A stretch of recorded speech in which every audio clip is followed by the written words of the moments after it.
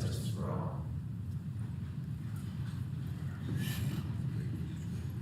And I see Commissioner Jay out there joining us tonight. He'll be speaking shortly. Do we have any other elected officials?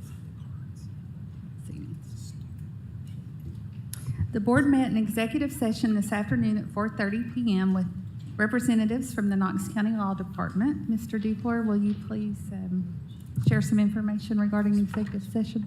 Yes, thank you, Madam Chair. The executive session is a time for the Board of Education to discuss litigation and pending litigation with its attorneys and I mean specifically attorneys from our office.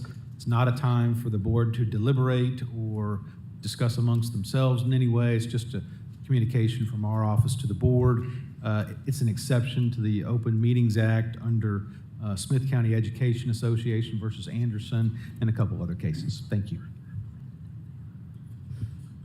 Thank you. I just want to remind our rising seniors that the window for acceptance for applications for the 2022-2023 Board Student Representative is open through March 28th. Application packets are available on the Board of Education webpage as well in each high school office or guidance office. Mr. McMillan is running late today. Are there any changes to the agenda? Mr. Watson? Yes, Madam Chair. I would like to add a point of discussion, a motion for discussion and possible action regarding means in which the Knox County Board of Education will expeditiously enter into mediation with the plaintiffs in the active mass case. Okay.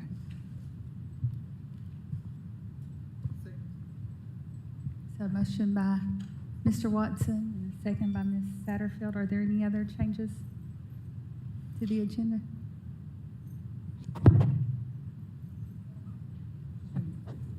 Okay, so we have a motion to approve the agenda. So a motion by Ms. Henderson and a second by Ms. Horn. All in favor? Aye. 1, 2, oh, okay. Ms. Satterfield? Thank you, Madam Chair. I just want to apologize to my district for not having representation on Monday's meeting. While it was stated that I was traveling, which is true, it was omitted that I was traveling for work. The changes of the board meetings presents challenges in my schedule and could potentially present conflict for the remainder of my term. Sincerely apologize to District 1 for my absence. And to my board members, I watched the entire meeting and fully prepared to vote on today's matters. So thank you. Awesome. Okay.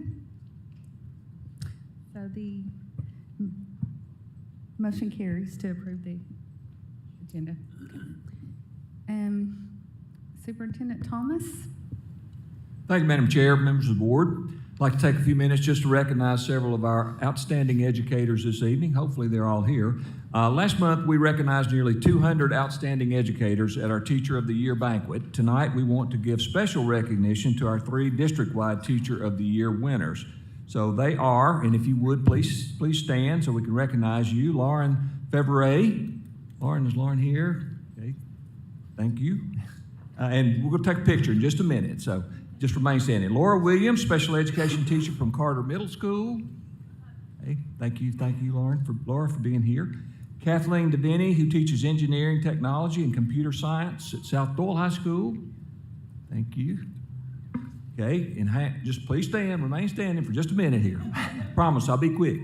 In January, we invited Melody Hawkins, an assistant administrator, to our meeting to be recognized as Regional Teacher Award winner from National University. We're so pleased to be able to invite Ms. Hawkins back to recognize her for being chosen as the national winner. So Melody, where are you? Okay. This honor includes a $50,000 cash prize and full scholarship to pursue a doctoral degree. Ms. Hawkins.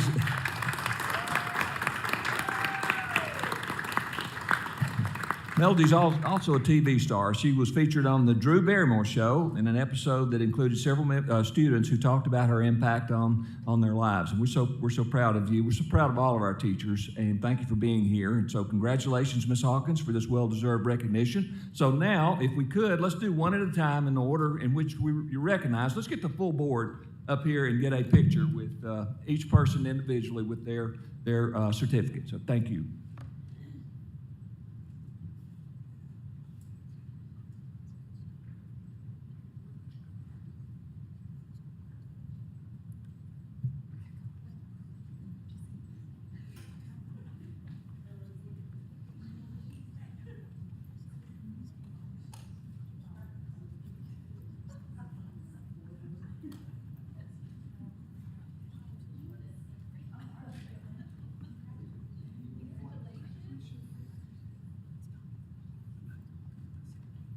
All right, we ready? All right, perfect. 1, 2, 3. 1, 2, 3. Thank you. I'm sorry.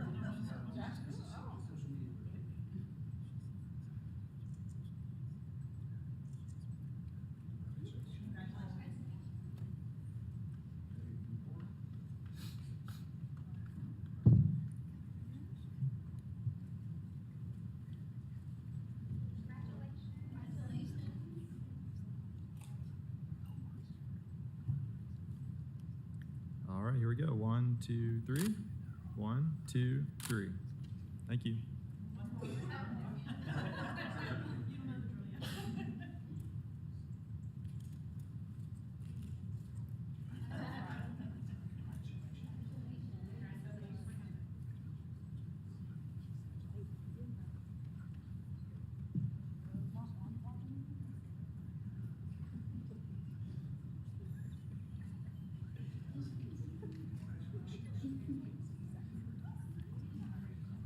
All right. 1, 2, 3. 1, 2, 3. Carly.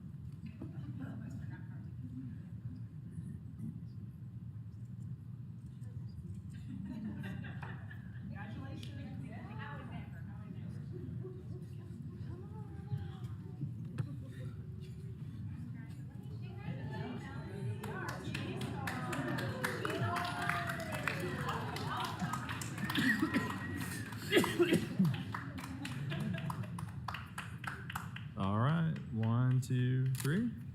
1, 2, 3. Thank you. All right.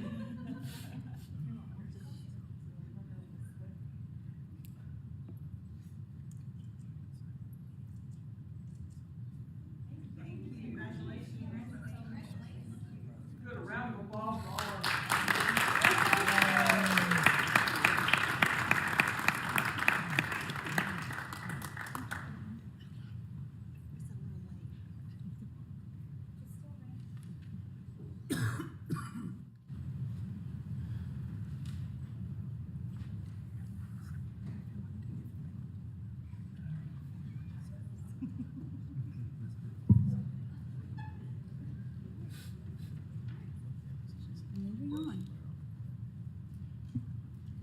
So Commissioner Jay, I believe you are up next. Good evening. My name is Larson Jay, and I'm an at-large Knox County Commissioner. Thank you all on the board for the opportunity to address you this evening. I've come before you today to ask you to change a long-held practice by the Knox County school system and to consider a new way to support the children and teachers that you represent. For a little over a year, I have been helping several of our community schools raise money to replace their aged and dilapidated playgrounds. Recently, I visited Sunnyview Primary School, where I met Principal Upton and PTA champion Brandy Presley, and what I saw absolutely shocked me. The playground was extremely old, several parts had already been condemned and removed, other areas were soon to fall apart, and the surrounding path and blacktop was cracked and deteriorating quickly. Quite frankly, I left feeling very pitiful and thinking, boy, is this school neglected. I've seen this before when helping Mount Olive Elementary replace their playground, and again when raising money for New Hopewell Elementary.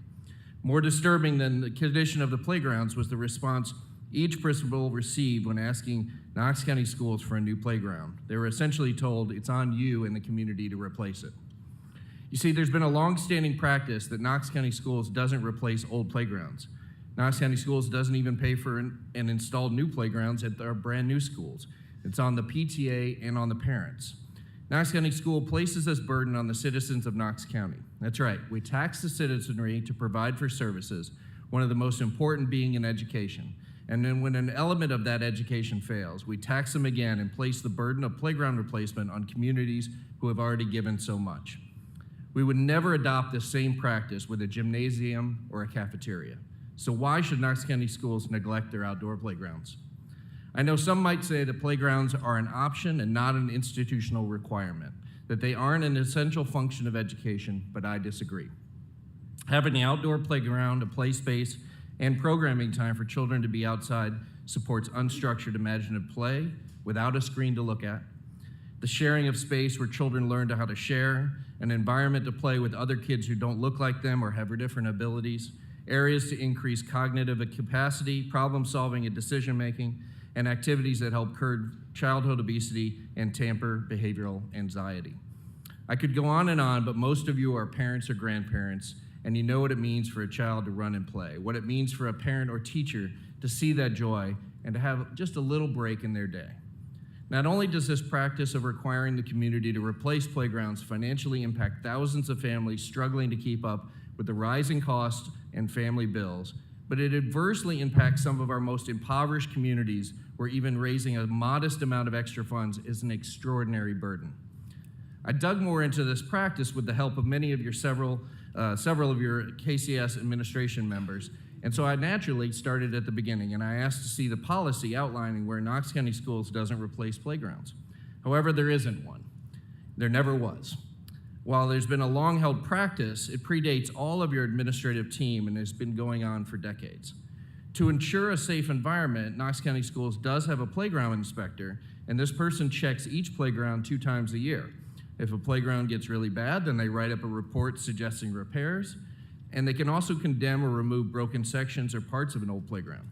This is a necessary function I think should continue, but it needs another element to complement the safety of our children: proper equipment. Back to fundraising. I've also asked for more information about how many community groups have raised money to replace their playgrounds, and the numbers were absolutely staggering. Hundreds of thousands of dollars have been raised by communities across Knox County over the last 10 years alone, and here are just a few examples. Dogwood Elementary School raised $35,000 for their playground replacement. Sequoia Elementary School's playground failed inspection and was heading towards closure. When replacement was the only option, they were informed that it also had to be brought up to ADA compliance. That community privately raised over $80,000. Powell Elementary School community members raised and spent $12,000 for mulch replacement using PTA funds. Sturkey Elementary School have used over $30,000 in PTA-raised funds on mulch over the past decade. Adrian Burnett Elementary School also spent $12,000 of PTA-raised funds for mulch replacement. Bluegrass Elementary School worked with Knoxville Breakfast Rotary Club to raise $7,000 to add some new playground equipment. A.L. Lott's PTA raised over $50,000 and have continued to raise money for mulch each and every year. Bearden Elementary School raised money for blacktop replacement. Bonnie Kate Elementary School is just starting their efforts to raise staggering $80,000 for a new playground. West Hills Elementary School and their foundation raised $140,000 for multiple playgrounds. Ball Camp Elementary School PTA raised $30,000 to replace their playground. Bluegrass Elementary School submitted a plan for a new back playground where they raised $43,000, and then after raising $50,000 to replace the front playground from all their generous community members. I personally wrote checks to New Hopewell Elementary School for their recently opened $74,000 playground, and another check to Mount Olive School for their soon-to-be installed $60,000 playground. Halls Elementary, Bearden Middle School, and Bonnie Kate Elementary Schools are all currently having fundraising initiatives right now. They're in the planning stages.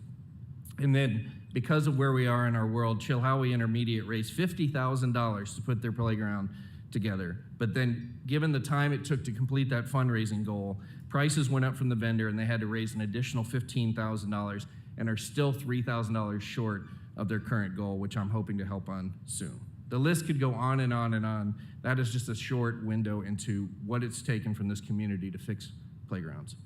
The Knox County Schools Finance Department representatives have researched this issue for me and determined that each year, individuals supporting schools with playgrounds raise and spend in excess of $300,000 each year. Imagine what those funds could do to help our teachers in their classrooms.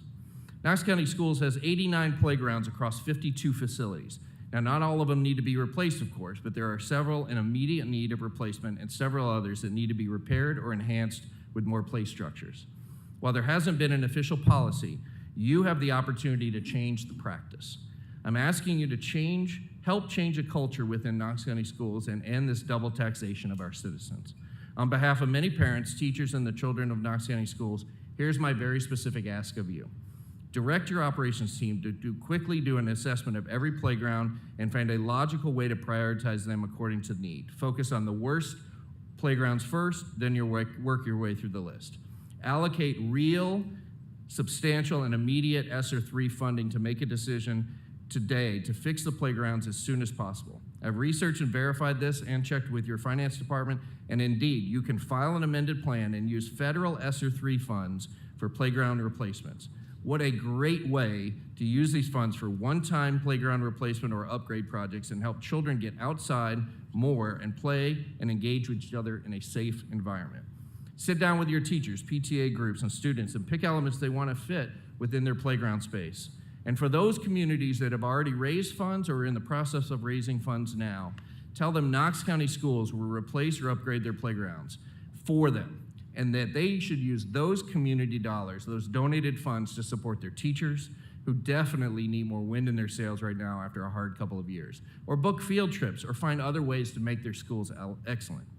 Now, I know by Knox County Schools taking on this initiative, it will mean standardizing playgrounds and offering more of a standard Chevrolet model, and then if communities want to upgrade that to a Tesla, they can certainly do that.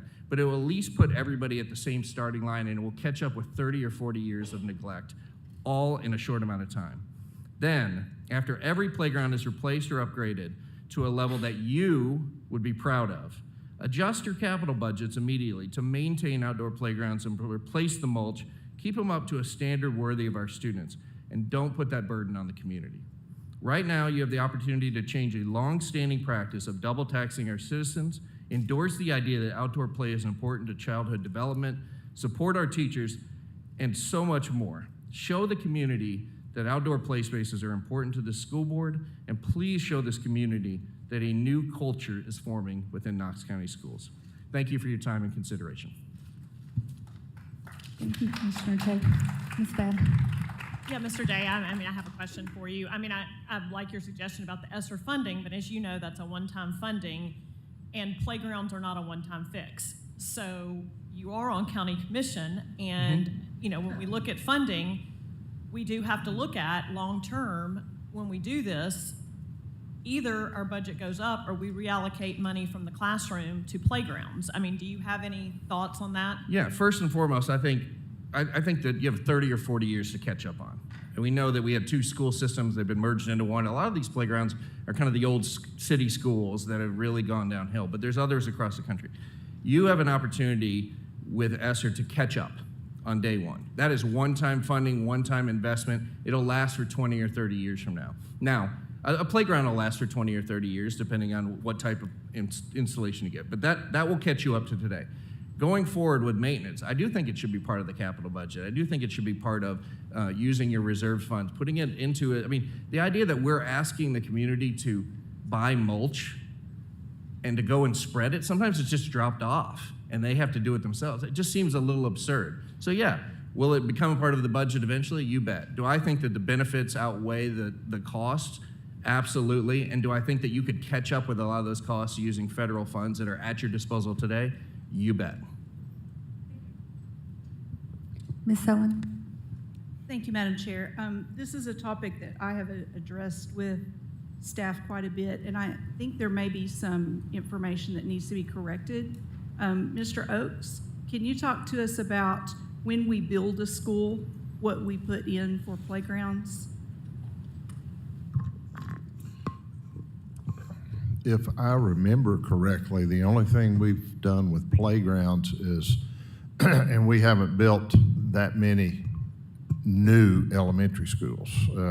We have built some replacement elementary schools, and there's been equipment there. What we do when we are at a school or we're building a school, if we have to move a playground or destroy a playground, we cover the cost of that, and we're going to have to do some of that coming up.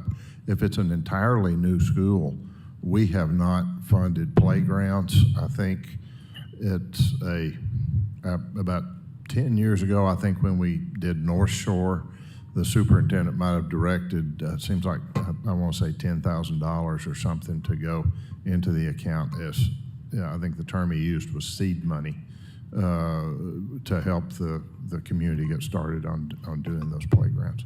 Thank you. So to clarify, if we have a building, let's say like Inskip, where our our addition took over the playground, then in that situation, we would cover the playground. But if it We- were a completely new building, we would not. We have done that in recent years, yes, ma'am. Thank you. Can I ask a quick question? Is there money budgeted? We have a new Northwest Elementary School that is brand new without an existing footprint. Is there a playground budgeted for that school? That's not in the scope of that project at this point. Okay. Mr. Watson. Thank you, Madam Chair. Thank you, Commissioner Jay. I appreciate you bringing the issue. As I was touring some schools across different districts, that was a common theme it wasn't asked. It's just something, as I asked administrators in different districts, what are some of the challenges? That was something that was consistently brought up. And I'll tell you, being a parent in Knox County schools for the last 17 years, I didn't know of that practice until I came on school board. So my guess is the general public probably is not, unless they happen to be at a school who's trying to raise money for a playground, right? So I appreciate you bringing that issue. Also, too, as we have worked on our strategic plan, especially around increasing the health of school culture, and we've tried to become more trauma-informed and trauma-responsive in our practice. If anybody has studied that issue very much, you know how important movement is, especially for kids who have experienced trauma. And so, again, I appreciate you raising the issue, and I appreciate the challenge to the board to get creative about it. Thank you. Thank you. Any more questions? All right, thank you. Thank you very much. Appreciate the opportunity. So we will move on to our regular agenda items. Ms. Coatney? Item 8, consent agenda. So motion by Ms. Horn, a second by Mr. Watson. All in favor? Aye. Any opposed? Motion carries. 9A, approve second reading of Knox County Board of Education Policy A100, School District, School Board Legal Status and Authority as amended. So motion by Ms. Horn, a second by Ms. Satterfield. Any discussion? All in favor? Aye. Any opposed? Motion carries. 9B, approve second reading of Knox County Board of Education Policy C121, Director of Schools Qualifications and Selection as amended. Motion by Ms. Horn, a second by Mr. Watson. Any discussion? All in favor? Aye. Any opposed? Motion carries. 9C, approve second reading of Knox County Board of Education Policy C123, Director of Schools Duties as amended. Motion by Ms. Satterfield, a second by Ms. Horn. Any discussion? All in favor? Aye. Any opposed? Motion carries. 9D, approve second reading of Knox County Board of Education Policy J110, Equal Educational Opportunities as amended. So motion by Mr. Watson, a second by Ms. Satterfield. Any discussion? All in favor? Aye. Any opposed? Motion carries. 9E, approve second reading of Knox County Board of Education Policy J193, Student Suspension as amended. Motion by Ms. Horn, a second by Ms. Babb. Any discussion? All in favor? Aye. Any opposed? Motion carries. 10A, approve memorandum of understanding with Knox Education Foundation for fiscal year 2022 student success grants up to $225,000 to include grants for each school, a $10,000 award to the Knox County Schools Teacher Supply Depot, and a $5,000 award to the Knox County Schools Clothing Center. Motion by Mr. Watson, a second by Ms. Owen. Any discussion? All in favor? Aye. Any opposed? Motion carries. 10B, approve receipt of Battelle Education TSIN STEMX classroom grants in the amount of $31,000 for Beaumont Magnet Academy, Green Magnet Academy, Sequoia Elementary School, Shenandoah Elementary School, South Knoxville Elementary School, Carnes High School, and L&N STEM Academy designated to be used as outlined in each school's grant proposal. Motion by Ms. Satterfield, a second by Ms. Babb. Any discussion? All in favor? Aye. Any opposed? Motion carries.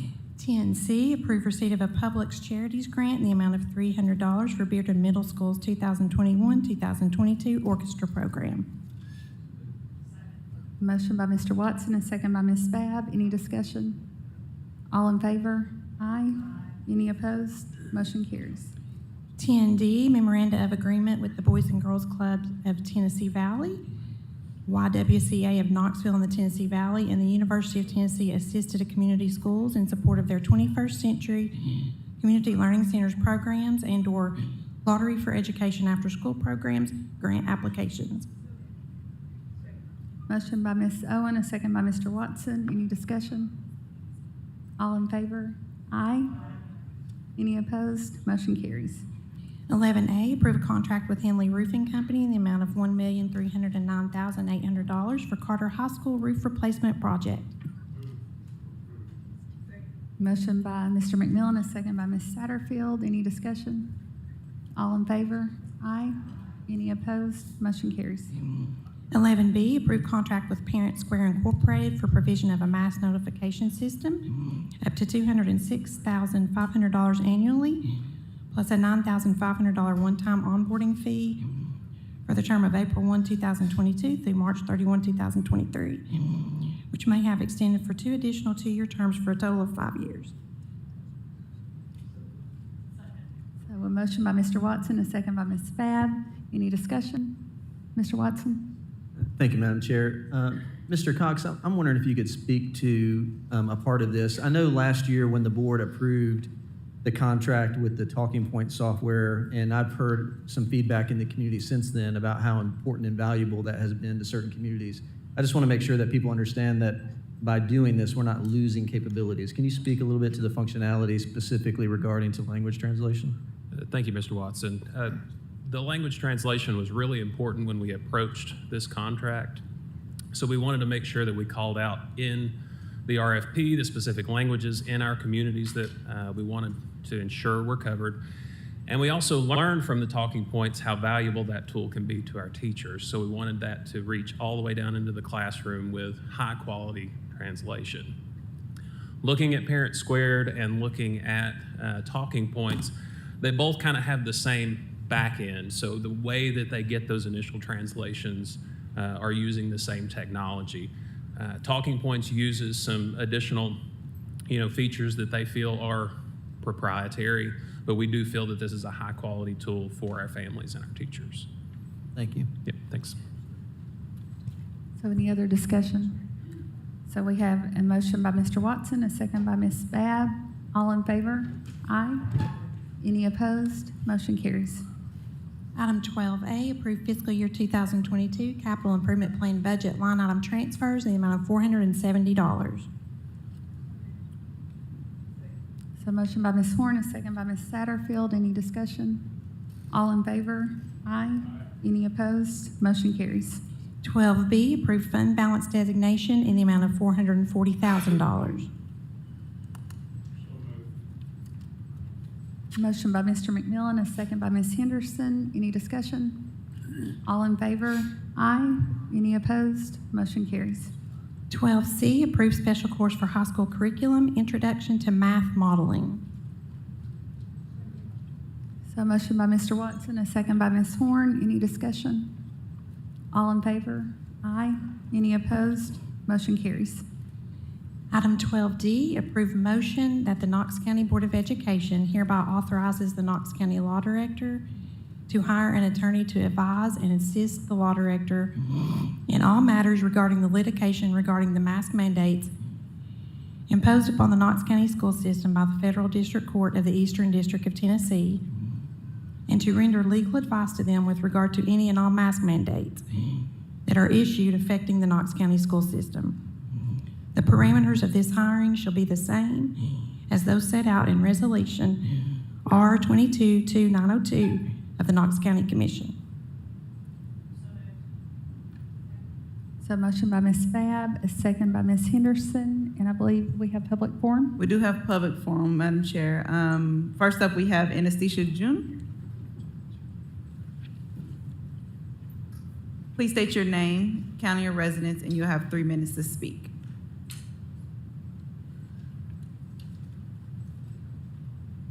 Yes, my name is Anastasia Juneau, and I'm from District 4, 10,200 Meadow Ridges Lane, 37922. I'm here today because the 7 months of holding 60,000 students hostage with what I believe is a criminal order to mask them. It's humiliating. It's bad for them socially, psychologically, emotionally.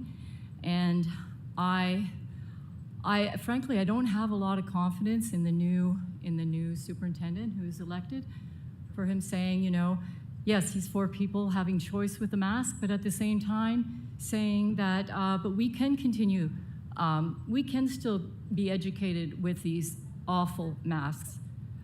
I don't have any confidence in the new upcoming superintendent when he says that after 6-7 months of languishing here with this mask mandate. 60,000 students with no voice, no voice. I'm speaking for them.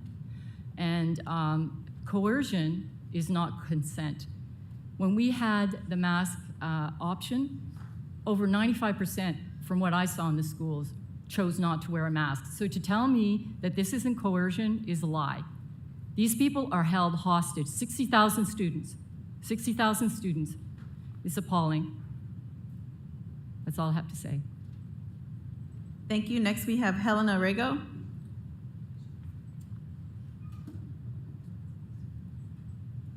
And I have you signed up for 4 different things. All of them. Do you want to use your whole time now, or you want to split up? I'll wait. You'll wait? Yeah. Okay.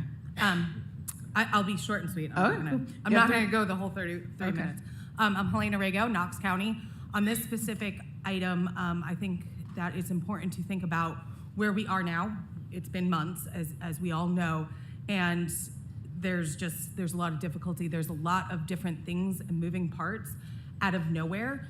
There's new lawsuits coming in. I think that it is crucial that the board hire somebody as expert counsel, somebody that they have control over. We know that they're not going to take over the lawsuit, but doctors hire experts. You all hired experts to choose a superintendent that literally was sitting in front of you. It's just part of the process, and I think it is an important tool in our toolbox and something that can hopefully save us funds from being spent on additional frivolous lawsuits. Thank you so much. All right, and next we have Caitlyn Jones.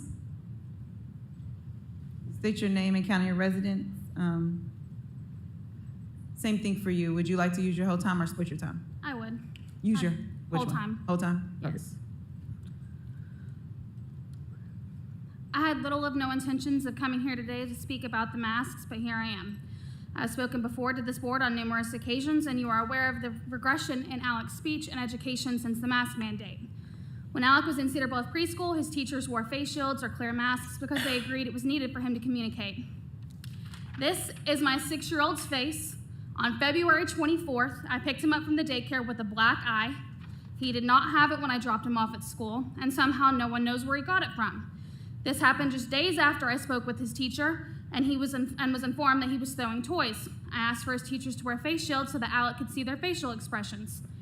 Today we had an IEP meeting to talk about his teachers getting an exemption. In this meeting, they clearly already made up their minds on the outcome because they asked if I was going to record the meeting, in which I responded no, which was clearly my mistake, and I won't make that again. One of his teachers agreed that there are times that he has to pull his face mask down and give Alec directions in order for Alec to look at him and understand him. His other teacher also admitted that this was happening and that she uses body language and hand gestures to get him to do what she's asked. His speech therapist also said that she has to pull her face mask down in order for Alec to see her mouth and articulation during therapy.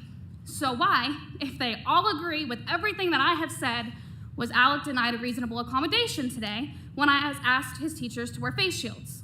I was told it was because of the lawsuit. Then I was told it was because they have no data showing his learning or safety had been impacted, although I don't know how they would know that, because they've practically been in masks since the beginning of the school year, and they have been in masks since Alec has been at Farragut. Since his teachers were able to wear clear masks in preschool, what possible data could they have to show that it's not being impacted right now? Then I was told his behavior was not any worse. However, both the daycare, myself, my mom, my grandmother, anyone around him can clearly see that since he transferred from A.L. Watts, his behavior has declined. So if the only place that he is a behaved child is at school, then I would love to know what magical potion they are using to make him behave. I told the IEP team that Alex, pediatrician and specialist at the Down syndrome clinic in Vanderbilt, could verify the regression and that he has suffered due to the fact that we are wearing face masks and was still denied the exemption.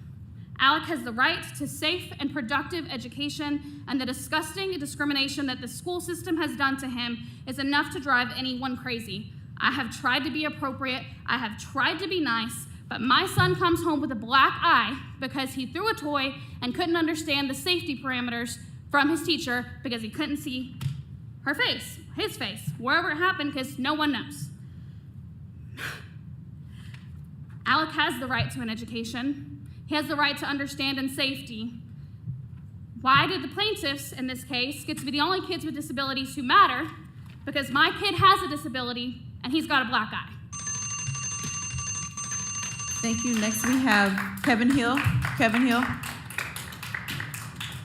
Please state your name, county, or residence, and you'll have 3 minutes to speak. Kevin Hill, Knox County. So I want to agree with the support that's been given to, and for the same reasons, for encouraging hiring outside counsel. Skill sets are important. We've heard a lot about the expertise from the law department about ADA and education being combined. That's my red flag concern. We all understand the argument. There's two sides of it. We're disagreeing with their claim that they're the best. I mean, to put it very bluntly, I've never known anyone who's the best at anything that works in government. Plain and simple. But that aside, the big concern I have is the argument is that I keep hearing this statement about they need to be an ADA expert and education expert. Well, the resolution that was passed said and or. An ADA specialist and or an education. So I'm concerned if the law department is the one that's controlling the vetting process for candidates, that they're putting this double criteria on it that eliminates extremely effective potential candidates that could be an extremely effective source of advice. I think the ADA requirement is an obvious no-brainer.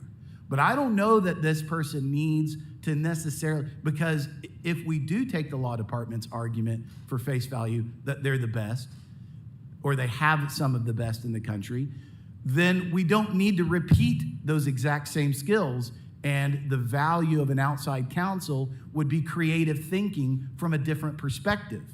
Now, you don't want a lawyer who does transactional work to be that outside perspective. You want relevance. An ADA expert would carry that relevance, but to put a boundary that says they have to have worked in both fields as a criteria to be considered is deeply concerning to me, and feels like it's an intentional hurdle put there to just obfuscate the process. So my advocacy is drop the education expert criteria entirely and focus on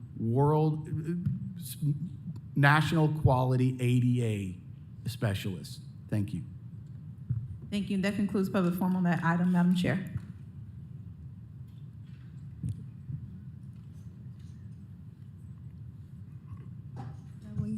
Ms. Owen? Thank you, Madam Chair. I have some questions for the law director.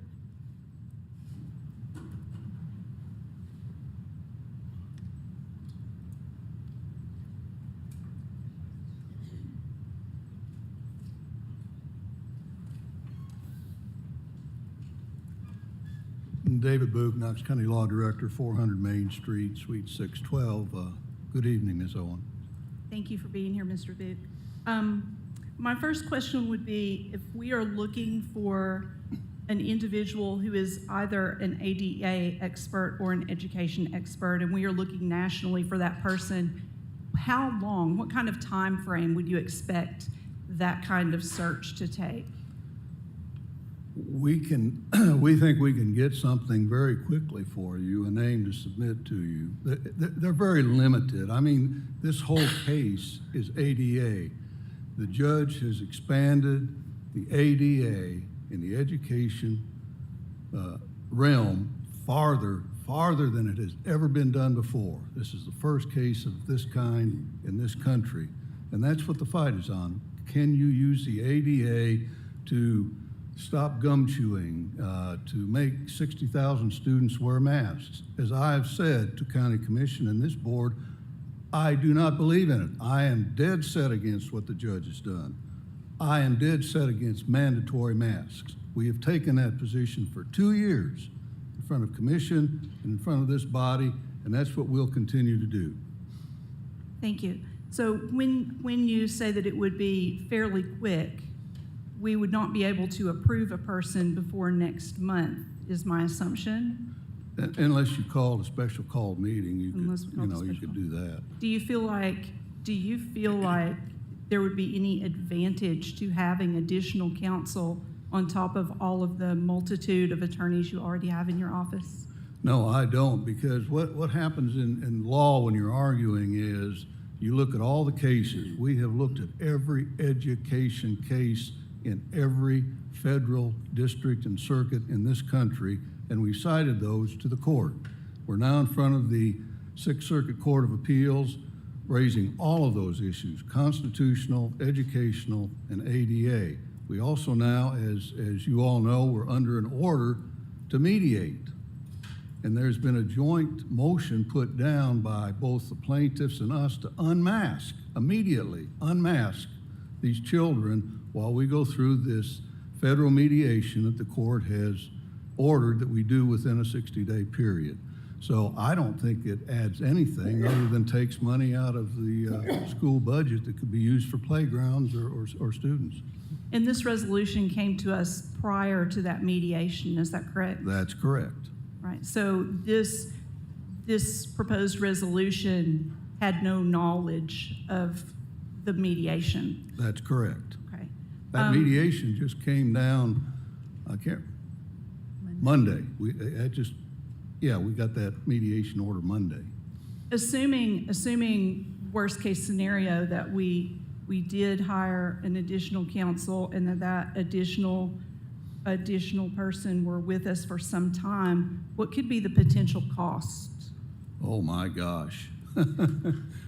It would be, it would I'm rattle thinking your more than brain. a couple of I mean, playgrounds. You know, you're looking right now at attorneys in this state would be running a minimum of probably $500 an hour.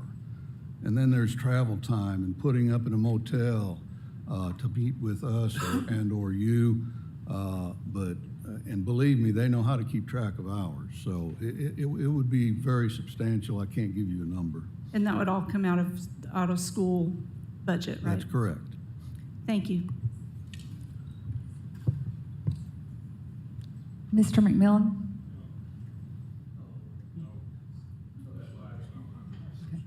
Mr. Watson? Thank you, Madam Chair. Director Book, I have a few more questions. I'm sorry. Oh, I'm sorry. So given we just came out of executive session not too long ago, given where the case is in terms of process, purely process, is there anything that would change, let's say, for instance, in what's before the Sixth Circuit District of Appeals at this point with outside counsel helping advise? Or is what's already been submitted, does that question make sense? Like, is there anything that we could add at this point given where the case is until the judge makes his next move? In my opinion, no. I think we've raised every issue on the Sixth Circuit. We're locked in on the briefs that we filed in the Sixth Circuit. And the judge Judge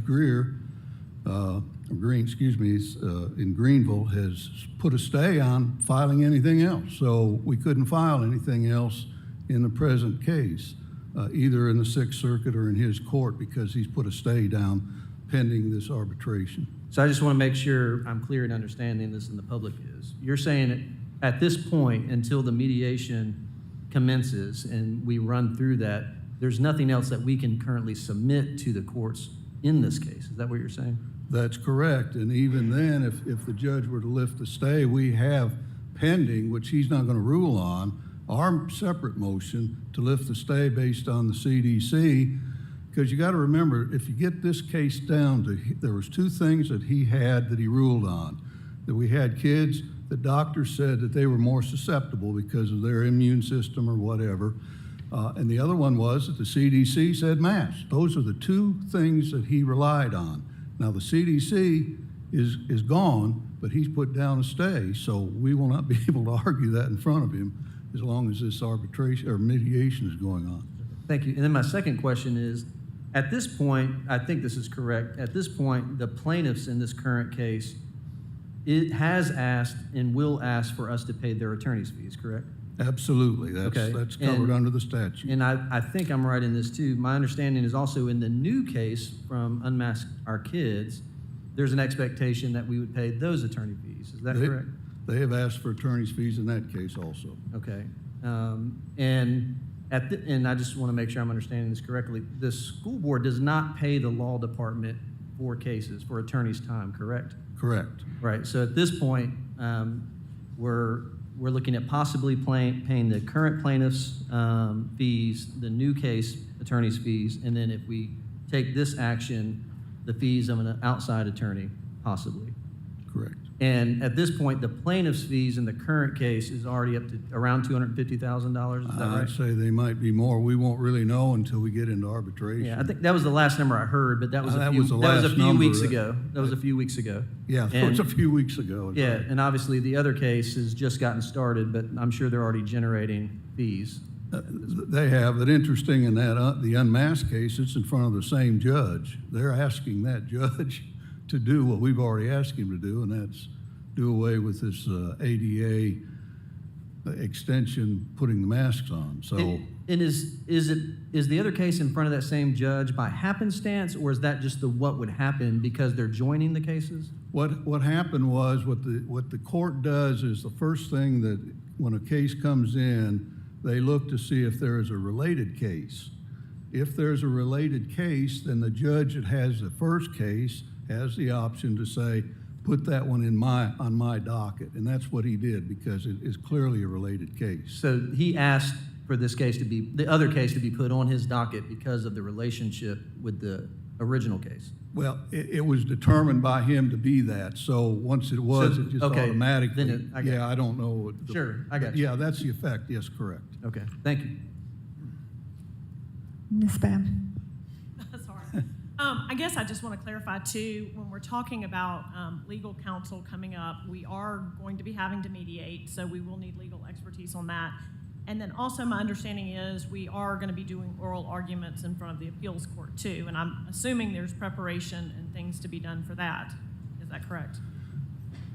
The main thing, they allow you go up to Cincinnati and they allow you 15 minutes for oral argument. 15 minutes. They go by the briefs that we've already filed, which both sides have filed. That's what happens. But the oral argument, and I've been up there many a time, and the oral arguments, really, they might ask you a couple of hard questions that they have, but very seldom is there you don't get to go out like you're arguing in front of a jury and give your whole case. They've already got it on the brief. So the oral argument is only 15 minutes, and that's it. I guess we're hoping that 15 minutes is pretty impactful, though. But Yes. so simultaneously, we do have two things going on dealing with this case that we're needing legal expertise on. I just wanted to clarify that it's not just the mediation; it's kind of both things at the same time. Right, the mediation in this case, the appeal is going on. That's correct. There's two tracks, and we just got word from the Sixth Circuit that our arguments will be on May 4th, but we don't know our panel yet until 2 weeks before they will tell us our panel, and that becomes interesting too because different panels may have different, you got liberals and you got conservatives, and so we don't know what kind of panel we're going to have or what they might have ruled on in similar kind of cases until 2 weeks before. Ms. Satterfield. Thank you, Madam Chair. So knowing that we're unsure of the cost, this is for you, Mr. McPherson, if this does pass, what does the finance look like from our budget? And where does it come from? I guess I would answer that is it would kind of depend on how much we're talking about, which we don't know. I can tell you that we do have very healthy reserves. So and we are tracking very positively with surplus revenue collections. So I think, again, we don't have any idea what the cost would be. I think my initial response or initial recommendation would be that would be funded from excess revenue collections from this year.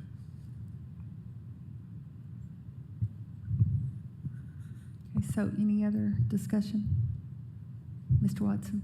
Thank you, Madam Chair. Just a clarifying point, Mr. McPherson, is that also where, so if and when we pay the current attorneys for the current case and the plaintiffs, is that also where those funds would come through? Yes, sir, that would be my recommendation. Okay, thank you. Okay, so we have a motion by Ms. Babb, a second by Ms. Henderson. Any more discussion? Ms. Coatney, do we want to do a roll call? Ms. Satterfield? No. Ms. Owen? No. Mr. Watson? No. Ms. Babb? Yes. Ms. Horn? Yes. Ms. Henderson? Yes. Ms. Bounds? Mr. McMillan? Ms. Christie? That's 4 yes votes, 3 no votes, and 2 pass votes. Ms. Bounds, did you want to change your pass vote? This is such a difficult decision.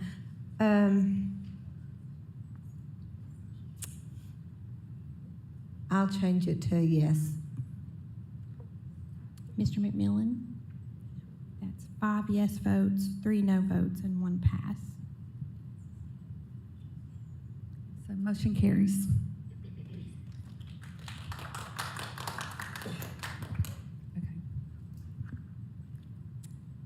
Item 12E, approve resolution reaffirming support for parents' choice for masking. And we do have public forum on that, Madam Chair. Okay. Helena Rago. I know I'm butchering, I'm sorry. 2 minutes and 15 seconds on the clock you have left. I've gotten used to answering to whatever. Please, sounds what kind of is it? No, I want to do it right. What's your name? Helena. Helena Rago. Rago. 2 minutes, 15 I'm seconds. from Knox County. On the topic of getting our kids back to normal, schools across the board are extremely different. No offense, but at the Super Board attendance public forum, we had adults in the schools without masks on. And that really pissed me off because every day my daughter comes home with a headache, her stomach hurts. She can't hear her teacher. Her teachers are yelling at her. She can't have her parents come eat lunch with her like we used to do at least weekly. She hasn't been on a field trip in years. It's time to remind the schools that we're moving on and that we're gonna let our kids be kids. Thank you so much. And that concludes public forum on that item. Okay.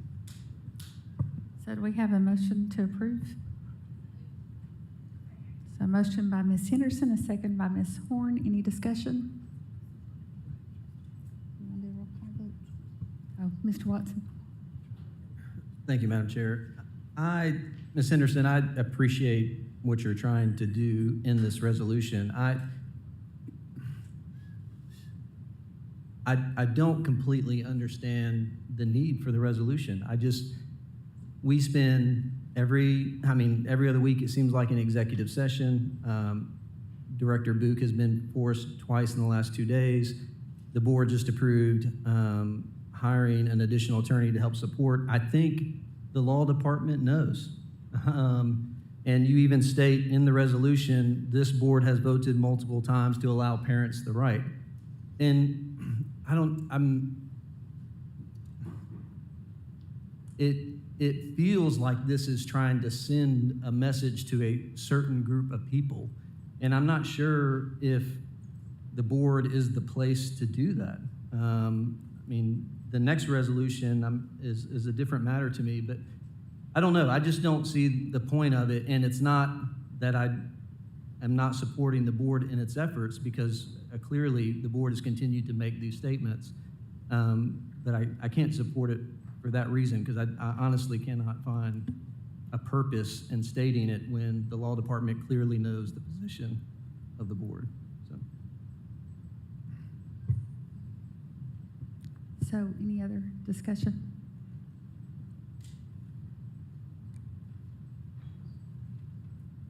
So we have a motion by Ms. Henderson and a second by Ms. Horn. Ms. Satterfield? No. Ms. Owen? No. Mr. Watson? Pass. Ms. Babb? Pass. Ms. Horn? Ms. Henderson? Ms. Bounds? Mr. McMillan? Ms. Christie? That's 4 yes votes, 3 no votes, and 2 pass votes. Mr. Watson, did you want to change your pass vote? Ms. Babb?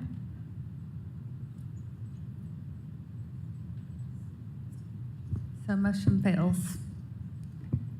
Ms. Coney?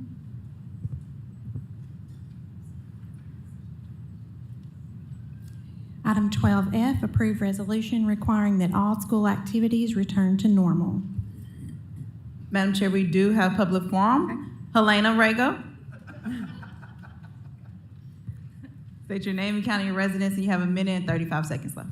Helena Rago, Knox County. I screwed up what I was talking about last time. That's what I get for not having notes.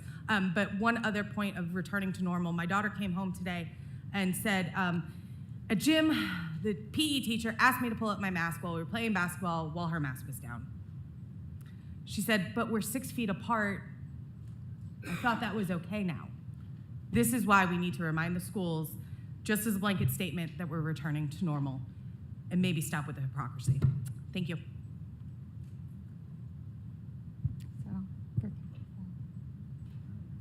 That concludes public forum, Madam Chair. So do we have a motion to approve? So a motion by Ms. Henderson, a second by Ms. Horn. Ms. Bounds? I just wanted to ask Ms. Thompson to clarify. Did you say, Ms. Thompson, that as of March 1st, was that the date that you gave us? Is she here? Oh, I thought she was here. Can you answer for me then, Dr. Roswick? I can, Ms. Bounce, thanks. And Ms. Thompson's actually traveling to a conference this afternoon. So that is correct. We had a discussion sometime in early spring about when that would be, so we could give principals some lead time on that. And so both Mr. Trent and Ms. Thompson talked to principals probably sometime in early February that March 1st would be the date that would start. So that was communicated to the principals. Okay, so we've had it communicated to the principals, but we're not sure yet how that looks on the other side of March the 1st. I mean, we heard somebody say today, there's a difference between pulling your mask up, but I just haven't seen a real difference since March the 1st from my feedback of what I'm hearing in my district. So I think this is a necessary resolution. Ms. Satterfield? Mr. McMillan, is your light? Did you have something? Yeah. I'm not over there to turn it off for you, is what it is. Ms. Satterfield? Yes, thank you, Madam Chair. I'm supporting this resolution, but I also just want to lift up that just the wording in here, the past 3 school years have taken too many of these events away. I know we know this, but I think we've been in a pandemic, so there's things that you have to modify when you're in a global pandemic, and so I can see why things have been taken away. But as we move forward, I do agree that for us to get back to those activities, but I do like the caveat of to the greatest extent possible, because some of our schools are still struggling with staffing issues.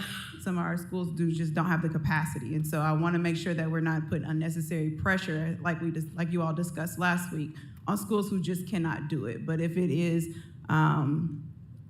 yes, just schools who cannot do that. And so I would like the administration to be considerate of that, but I will support this resolution. Ms. Babb?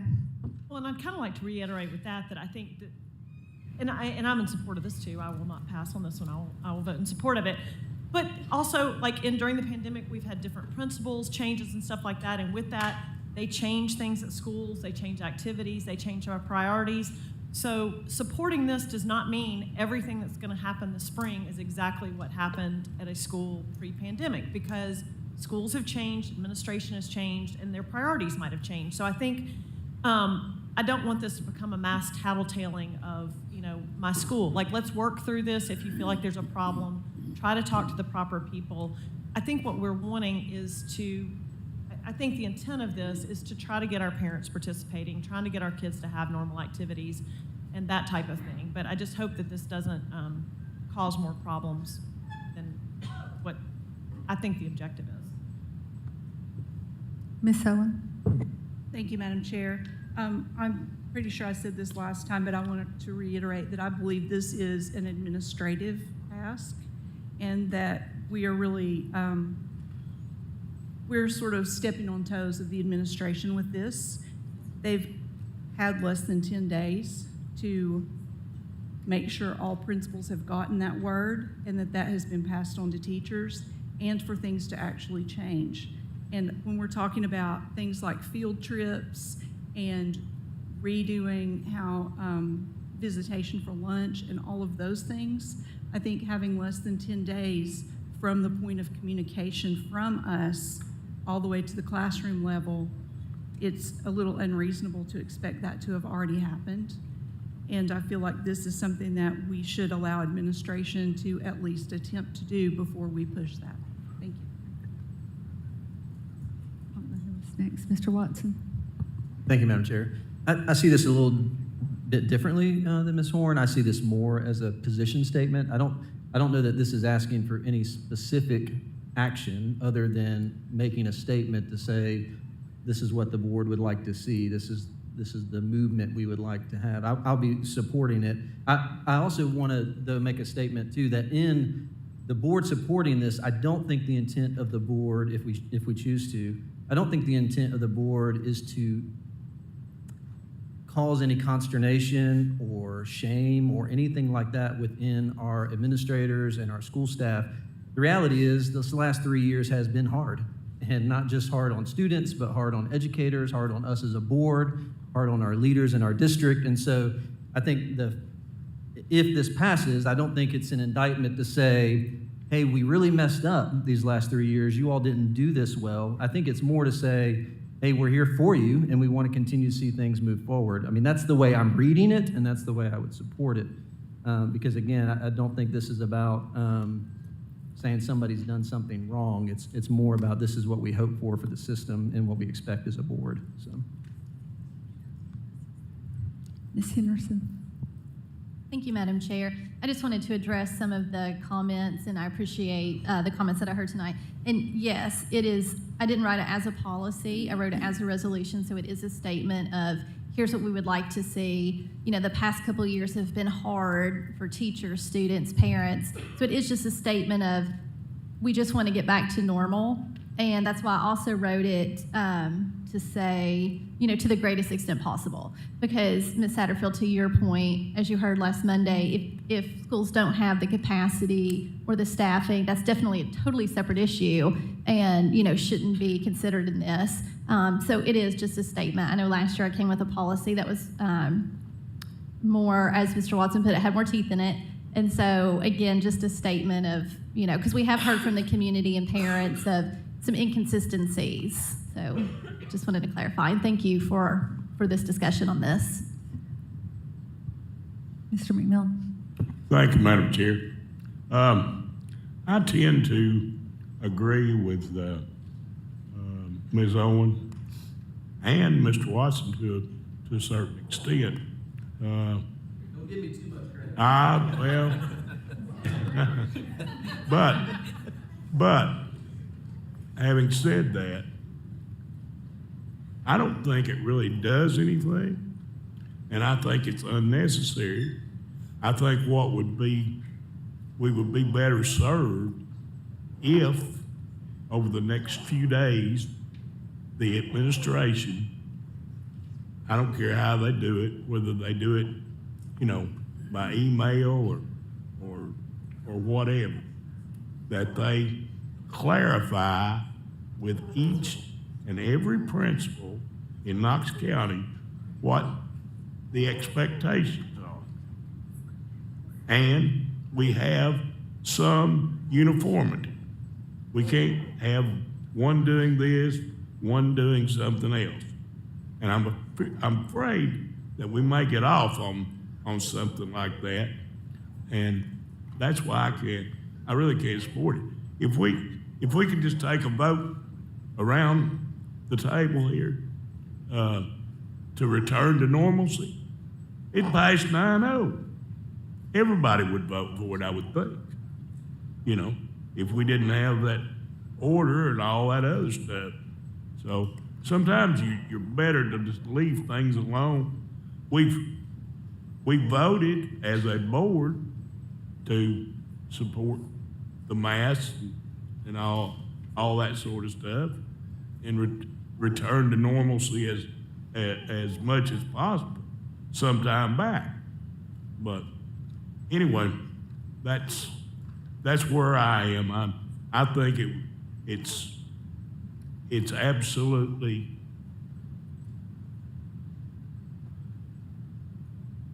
necessary for the administration, however they want to do it, but to communicate that with each and every principal over the next few days and make sure that there's uniformity, whether it's lower level, high school level. Thank you. Mr. Chen. Thank you, Madam Chair. So really to this, I would just say, obviously, I think most students, this has been a long 2 years, and I would definitely think that most students want things to return to normal as much as possible, and as Ms. Henderson's resolution says, to the greatest extent possible. Now, I don't fully understand the intricacies of if the board votes on this, what occurs with administration or anything like that, but I do think whichever the board believes is the most effective way of trying to get it so that students can return to that sense of normality, especially given the current global situation and situation around COVID-19, then I think that would be good for the board to do. Ms. Bounds. Thank you, Madam Chair.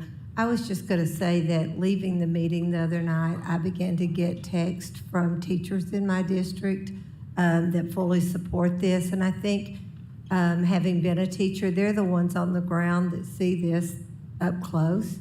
And so I was really surprised to get immediately some of their affirmations that we needed this resolution. And I don't think it has to be either or. I think we can pass this resolution, and we can also direct the superintendent and the elementary, and he can direct the elementary and secondary supervisors to more strongly state and make sure there is compliance. So I think it can be both. To Mr. McMillan's point, I don't think it has to be either or, but I think there has to be oversight at the secondary and primarily the elementary. I think that's where we see the greatest disparities. So, thank you. Ms. Horn. Thank you, Madam Chair. I agree with Ms. Bounds. I think that if we weren't hearing of instances that perpetuate the circumstances of the last 2 years, that this wouldn't be needed. But we do continue to hear issues in the schools. And so I think that, and I think Ms. Bounds is right, it can be that the superintendent reiterates to principals what the expectation is, but I think that this is, as I said Monday night, this is a position statement to our schools and to the community on where we stand on this. I've heard loud and clear from my community, and so I think this is a reflection of what I've heard, and so for those reasons, I'll be supporting it. Ms. Owen. Thank you, Madam Chair. If Ms. Henderson would consider, I could change to support if the word insists were changed to asks. I feel that that would be, that would feel less punitive toward our principals for me in the resolution. Be it resolved, the Knox County Board of Education asks to the greatest extent possible.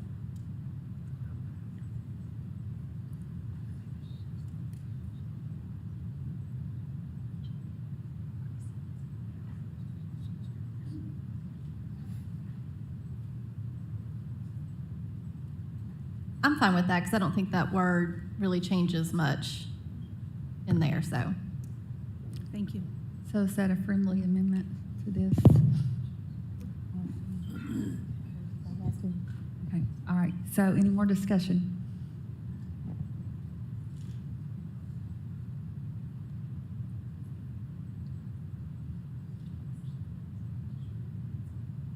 Yeah. Do you agree with it, Ms. Swan? Okay, all right. Do we need a roll call vote on this? Yes. Okay, let's do one. Ms. Satterfield? Yes. Ms. Owen? Yes. Mr. Watson? Ms. Babb? Ms. Horn? Ms. Henderson? Ms. Bounds? Mr. McMillan? Ms. Christie? Yes. That's 8 yes votes and 1 no vote. Motion carries.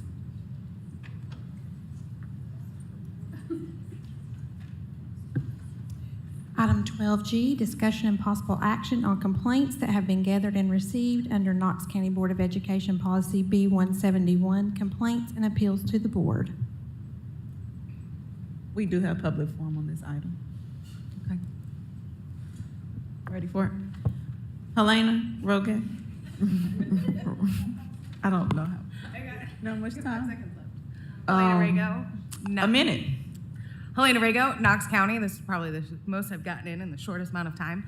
But I wanted to be here tonight in support of the board members that are the first ones up on the docket for complaints. We've heard discussion last week about how things came about which were misunderstood from the beginning. And I want to remind the board that last week and today, other members of government have been sitting out in the audience and invited up by the board to speak to the board. That's very much what I saw. I don't know the ins and the outs and the rules, but that's very much what I saw watching that city council meeting. That second county commission meeting. That second county commission meeting I was at personally, and most of the board walked in at the same time. What would happen if they were called up to speak? Is that an ethics violation? Is that a policy violation? So it's something that I would like you to consider, and something that we feel very strongly about is supporting our board members fighting for us. Thank you so much. Thank you. Next, we have Angel Jones. Angel Jones. State your name, county, or residence, and you'll have 3 minutes to speak.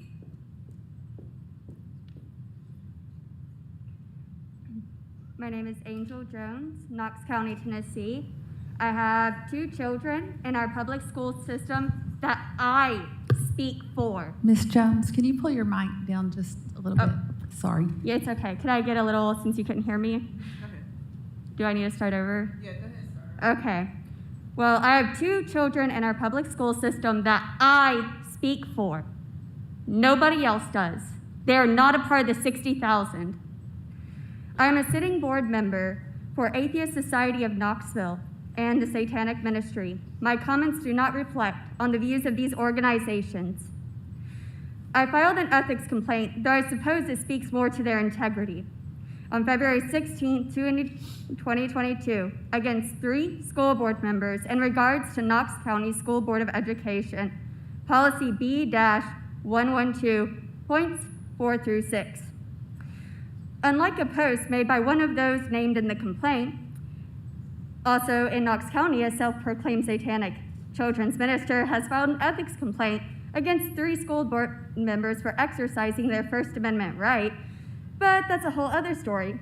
My complaint isn't about their First Amendment right to free speech. It is about their actions as 3 board members who went to the county commission meeting and posed as the entire school board when they requested this resolution. This is a resolution of the Commission in Knox County, Tennessee, directing and Knox County Law Director to hire expert outside counsel to represent the Knox County Board of Education in all litigation regarding mask mandates. When asked,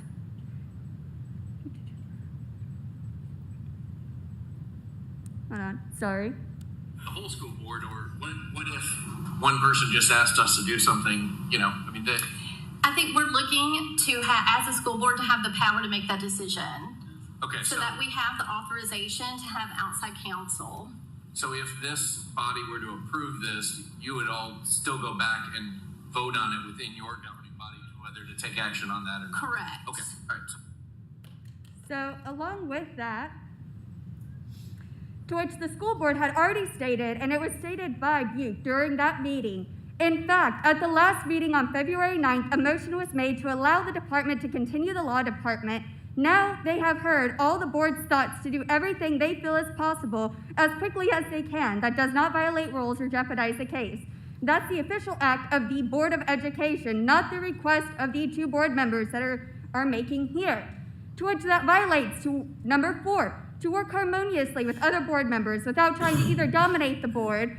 5, to vote or act impartially on the good of the school board. 6, to accept the will of the majority vote in all cases and give support in the resulting action. 3 board members of education are trying to dominate the board by posing as the school board at the county commission meeting. They are acting in their will and not impartially for the good of the school system. They didn't accept the Board of Education's vote to continue to use the law director, so they went to the county commission meeting to get a different answer. Thank you for your time. Thank you. Next, we have Christina Gearman. Please state your name and county your residence, and you'll have 3 minutes to speak.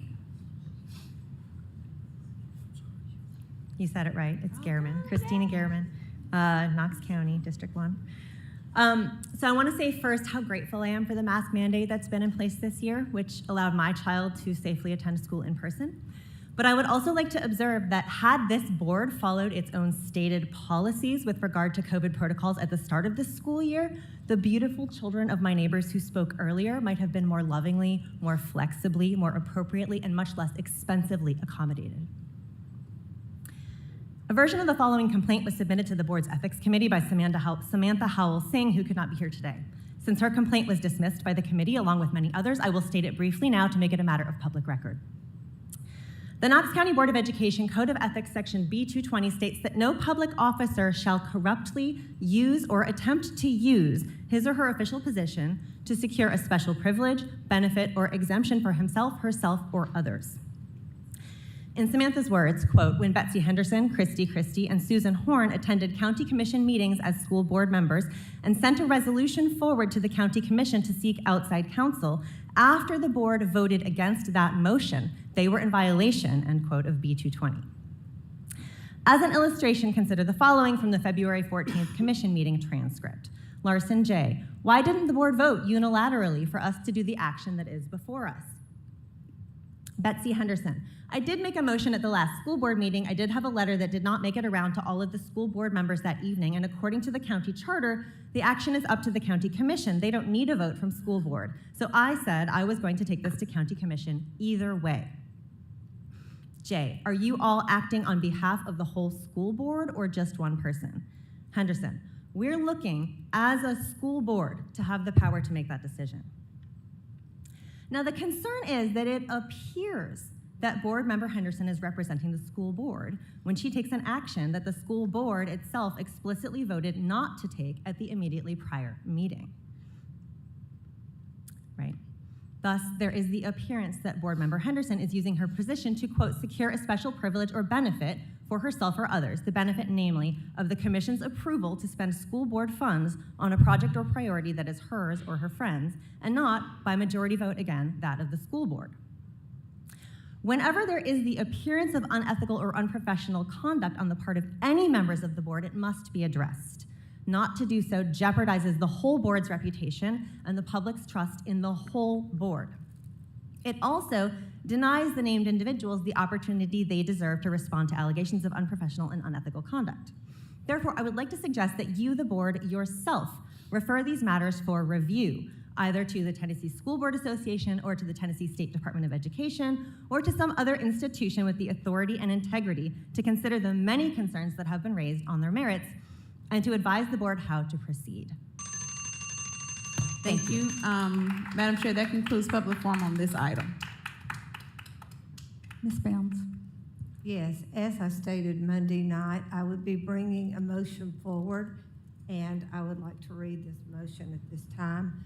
A motion to dismiss all pending complaints against all board members on the grounds of the strained political status of the community and officials, particularly around masking, and on the grounds that the board policies B171 and B220 need revision and specification on procedure and forms for filing complaints. Second. So we have a motion by Ms. Bounds, a second by Ms. Babb. Ms. Satterfield.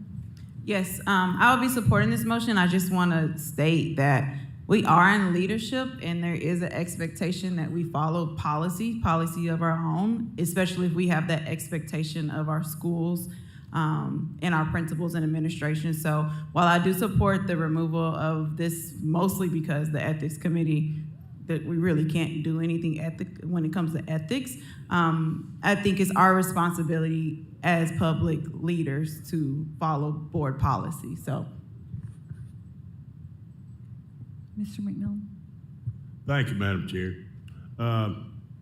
Before we go any further, I believe that it would be appropriate for Mr. Dupler to define what consists here of ethics. Now, he was there, and after he explained it to us, when I say us, the ethic committee, of whom I'm the chair, we voted unanimously, the three of us, to send it on to the entire board. Mr. Dupler, would you comment on what you told us at that meeting? Thank you, Mr. McMillan. Thank you, Madam Chair. I was feeling a little neglected with Law Director Book here, so I appreciate you getting me involved. I'm kidding. But so as far as the ethics complaint, what was discussed at the ethics committee was that these are complaints. They were termed ethics complaints, but to be an ethics complaint, it has to comply with board policy B220, which talks about ethics. And specifically there's a lot of language in that policy, don't get me wrong, but if you boil it down, it talks about conflicts of interest, and very specifically conflicts of interest with financial stakes or financial gain for board members. So when one looks at the complaints on their face, and again, like you said, all this was discussed at the ethics committee meeting, was that they really weren't ethics complaints, but since they were complaints of some type, that's why we looked at policy B171 under the board's policies. And really, is that a great fit? No, but it's really the only other policy that the board has with regard to complaints coming before the board. So that's what was discussed. Does that answer your question? Mr. Watson. Thank you, Madam Chair. Mr. Dupler, I appreciate the clarification, and you and I have discussed that many times as well. So I've thought a lot about this, and specifically the motion that Ms. Bounds brought forth too, and it's been very conflicting for me. As someone who has had a complaint filed against them, I'm conflicted regarding the motion. I don't know how I can vote for a motion to dismiss complaints that were filed against myself. It would seem odd to do that. It seems to me to do so would be grounds to call into question my integrity, which is something I value deeply. So I don't think I can. I'm not looking for claps. It's something that I value, and I don't think I can vote for it for that reason. That being said, I do believe that this board and pockets of the community, as the motion states, at large have been strained due to political and culture wars throughout this pandemic, due to mass mandates, and a whole list of other very tenuous issues in our community over that period of time. Unless we as a board decide that to the degree possible, we're going to set aside politics and work together on behalf of all of our students, not much is going to change in this moment or the next. I also agree with Ms. Babb's sentiments on Monday night that we as individuals do not really have the ability nor likely the inclination to hold one another accountable publicly. We just don't have the process for such a thing, which Ms. Bounds' motion also speaks to. We know that policy B171 is not really designed to hold the board accountable to itself. We are really ultimately accountable to the public. That being said, I'm confident that the public does expect us to be able to work together and have a level of decorum, professionalism, trust, and focus in our work together on behalf of all of our students. And the other side of the motion that I think is maybe would be troubling, I think, for the public if it passed, is it says to dismiss all pending complaints. So we're saying that we are accountable to the public.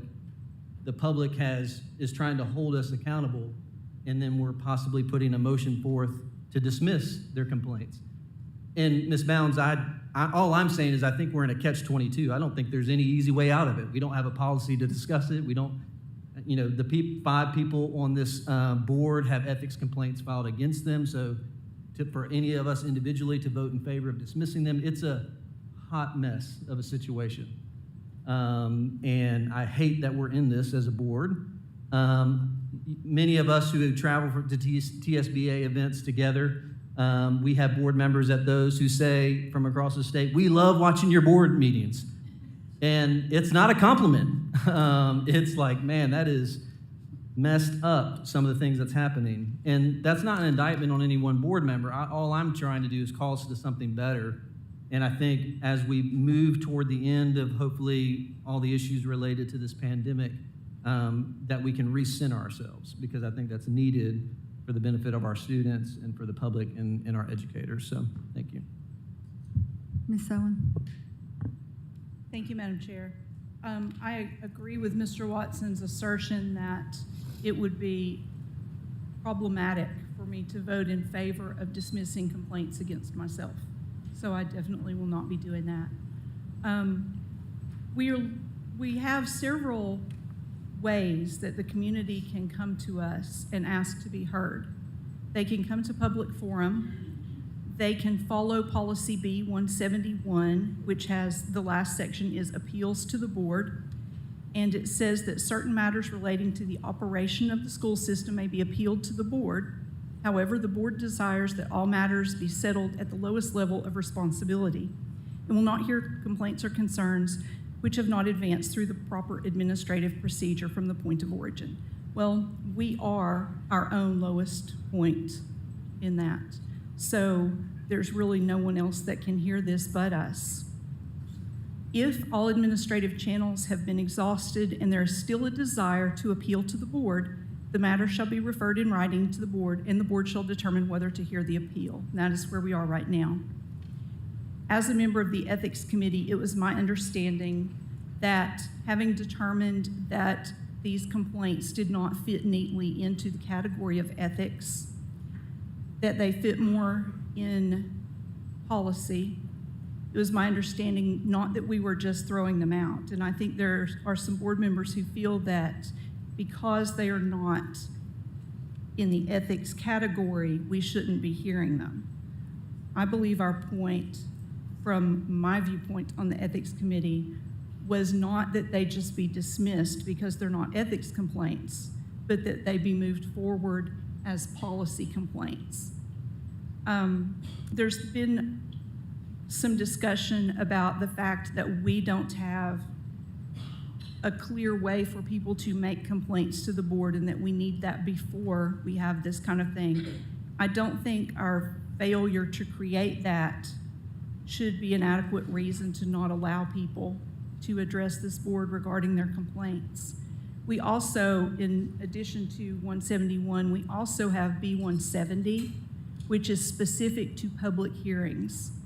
And being specific to public hearings, it says that any individual requesting a hearing before the board must make such request in writing, stating the purpose of the hearing, the action desired.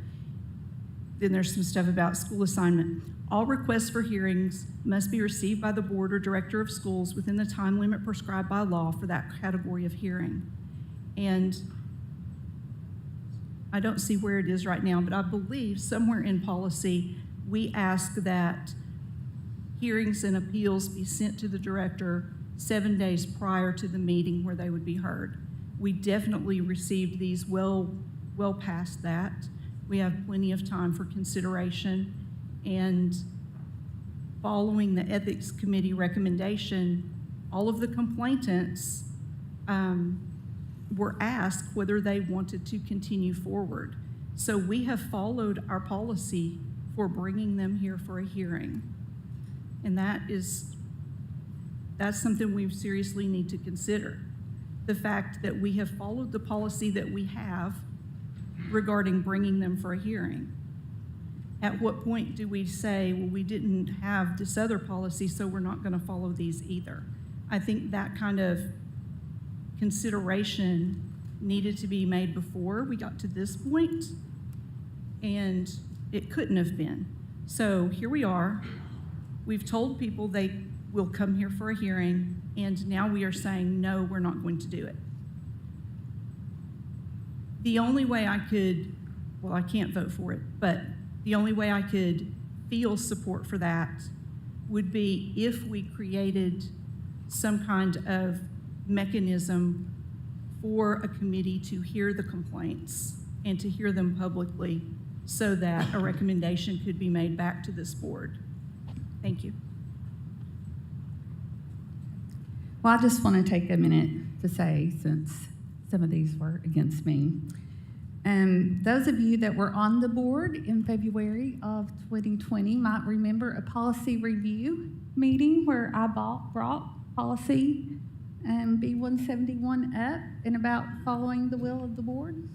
I think Mr. Duper, you were there, and we discussed that, and then COVID hit, and we kind of got off track a little bit.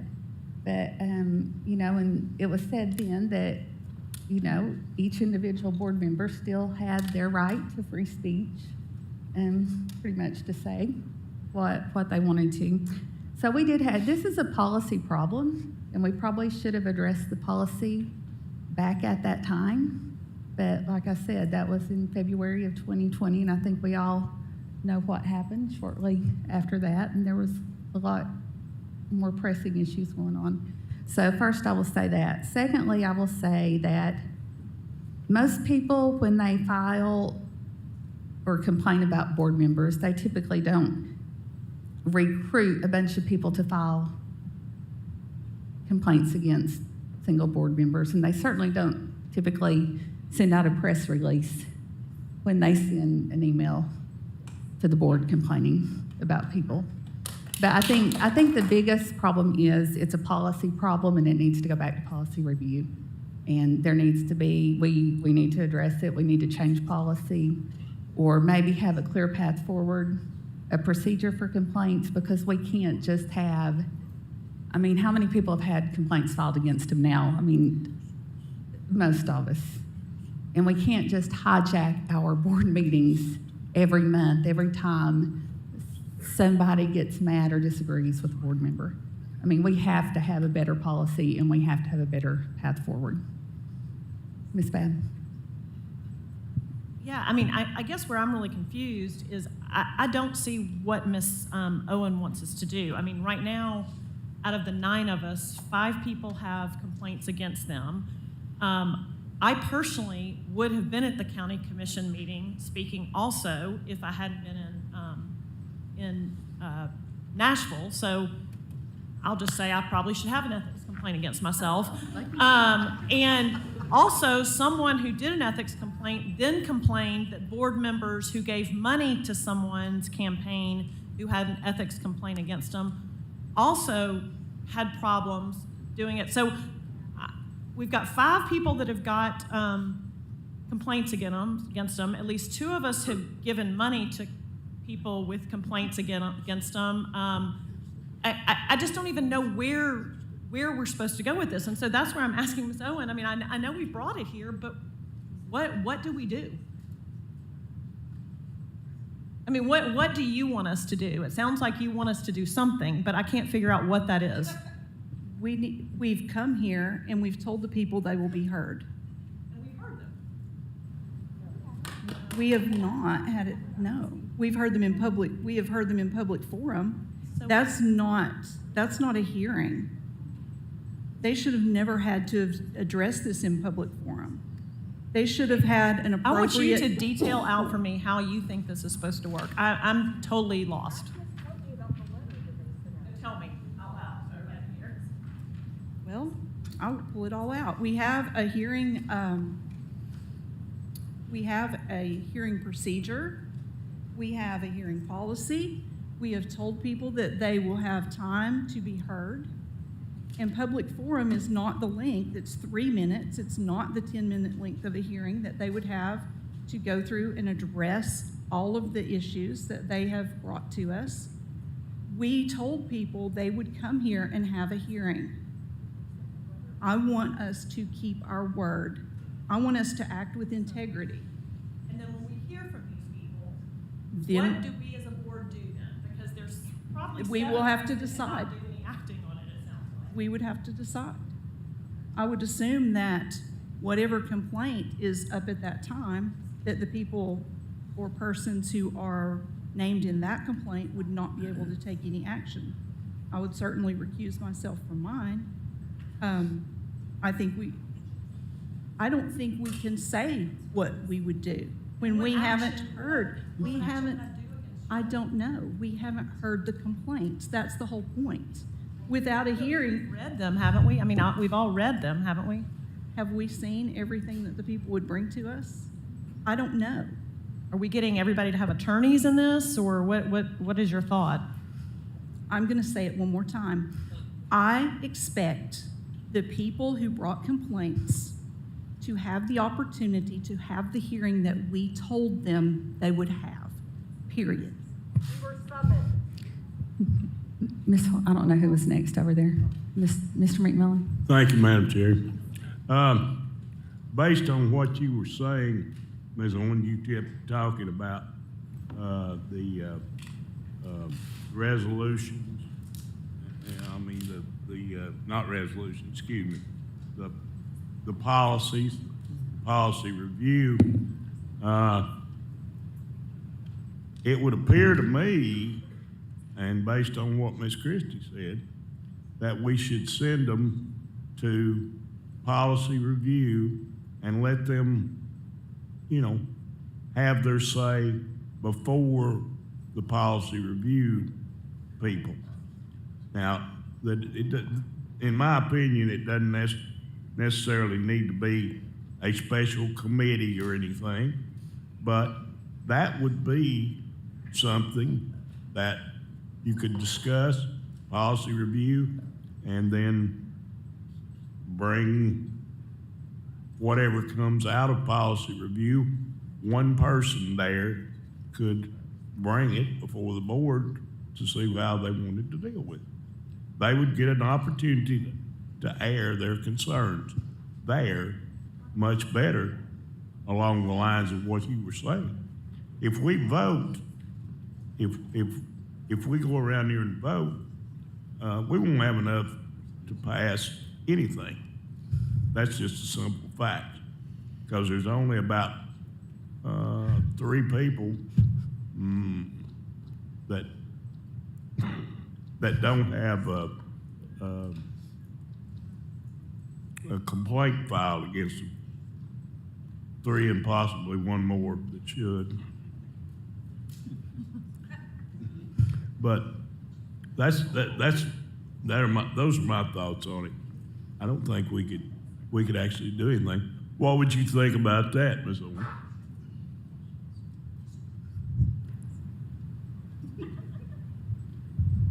I think that would be an acceptable solution as long as all complainants have an opportunity to be heard and as long as they have adequate time to be able to be there.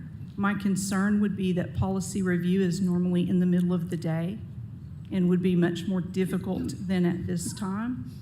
But I'm not sure whether that would be an issue for complainants or not. If it's that important to them, they'll find a way to show up. Get off at lunchtime or something. Take a couple of hours, come up there. We may have maybe not even that long. That would be my suggestion. Thank you. We may have a few dozen more by then at the rate we're going. Ms. Horn? Thank you, Madam Chair. As Ms. Owen stated, we do have multiple avenues for the public to communicate with us. We have public forum monthly on any topic. We have public forum on issues that are on our agenda for work sessions. So we have multiple opportunities for the public to come and give us their input. We are ultimately, as we discussed the other night, we are ultimately accountable to our voters. And those are the people that we represent. The people that I've heard from my district have been supportive of me attending a public meeting and speaking when called upon. So that's, I'm accountable to my voters. Secondly, I'm not sure that providing another stage for people to complain about our policies or the decisions that we've made is going to be productive. I would like to see this board not deal with complaints such as these on and on, but deal with the things that will help kids in schools. And this is a distraction. This distracts from what we need to be focusing on, and it's been a huge distraction over the past 2 weeks, whatever it's been. And I just think that I believe that people need to be heard, but I think we provide a forum for that. And these are not ethics violations, as we've discussed. I think that if we have a true ethics violation, then that's another story, and that needs to be taken extremely seriously. There may be some tweak to policy that we need to discuss in policy review, but I don't feel like, I feel like that we've had people that came and spoke this evening, and we provided a public forum for that purpose. Ms. Satterfield. Thank you, Madam Chair. Just quickly, and I know it was discussed Monday, but I want to lift it up again today. I think this situation has just exposed some gaps that we need to close within our policy, but also in the Ethics Committee, we talked about getting a form on our website to have a more formal process. And so I look forward to seeing that, to be able to make sure that it's vetted completely before it actually goes to the Ethics Committee. But I think that is, this situation exposed a need, and so I guess that's the silver lining in all of this. Ms. Henderson. Thank you, Madam Chair. I just want to say a couple things. I agree with Ms. Christie. This was nothing more than an orchestrated attack on a couple board members. We didn't go prepared to speak to County Commission. We were asked at the meeting to answer questions and asked to be there by County Commission. And, we need to focus these meetings. This has been a huge distraction. One staff member I spoke to last week alone spent 40 hours dealing with this issue in these complaints. 40 hours that were not spent on our children's education, and that's unacceptable. And I think just because you don't agree with a board member, you can't have a hearing every time you just don't like what they have to say. And I said it from the beginning, I will continue to fight for children, and I will continue to fight for their freedoms. This is nothing more than a political distraction when we're trying to make a difference for 60,000 students. Thank you. Ms. Owen.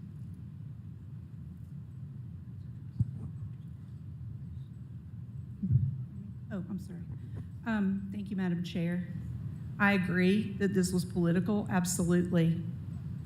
And that is where the problem lies. At the last meeting, Ms. Bounds noted that she and Mr. McMillan are the longest-serving board members. And I know that during their time, they have seen this board do a lot of things. But what I don't recall ever seeing in my time on the board or any of the decade before that I was watching the board, I don't recall a time when any board member went into a public place and presented themselves as representing the board. To let this kind of thing just go sets a really concerning precedent, because this is not a question of free speech. It's a question of using our position to represent ourselves as coming from the board. So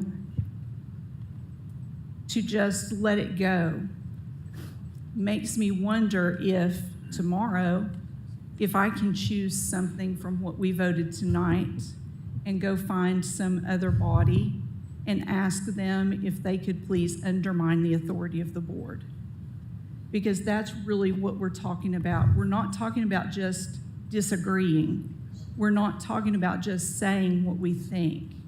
We're talking about very knowingly and willfully stating that this is what the board wants, when we knew that the board had voted otherwise. And that's what I think this all comes down to.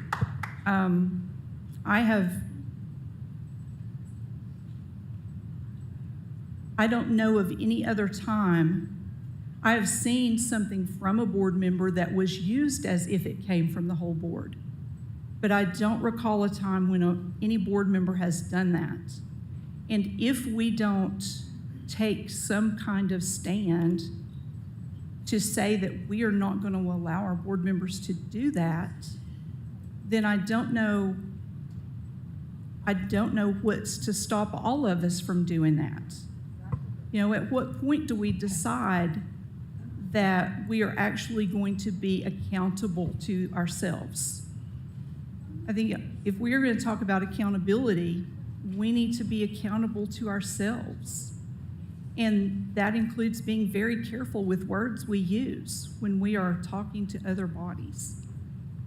Ms. Bounds. Thank you, Madam Chair. Prior to COVID, I attended most every commission meeting, and commissioners came here to our meetings. And there was a time in Knox County politics when there was a very strained relationship between the board and our funding body. So when I was elected to the board, I made it my decision to go to every commission meeting that I could and be there to listen and to support them. And they in turn came to our board meetings, and that's why we always start our board meetings with recognizing officials in the room. And I was always recognized as a school board member when I was sitting in the back of the audience to listen. I think what this comes down to, in my opinion, and respectfully, Ms. Owen, is that is your interpretation and that is the way you see it. But therein is the problem. There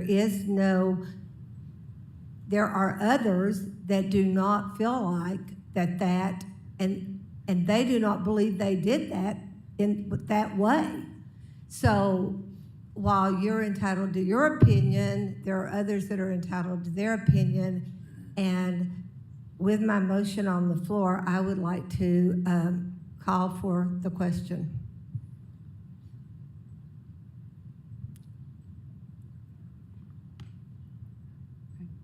Take a vote.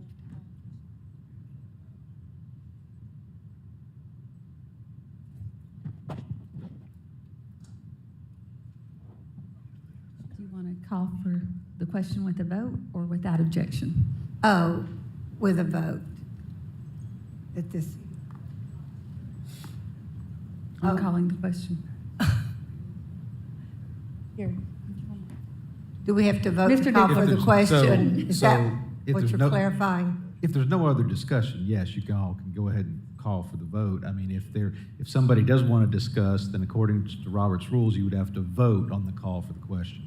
Well, if there's somebody, we can continue to listen. I just thought we had all discussed it quite well.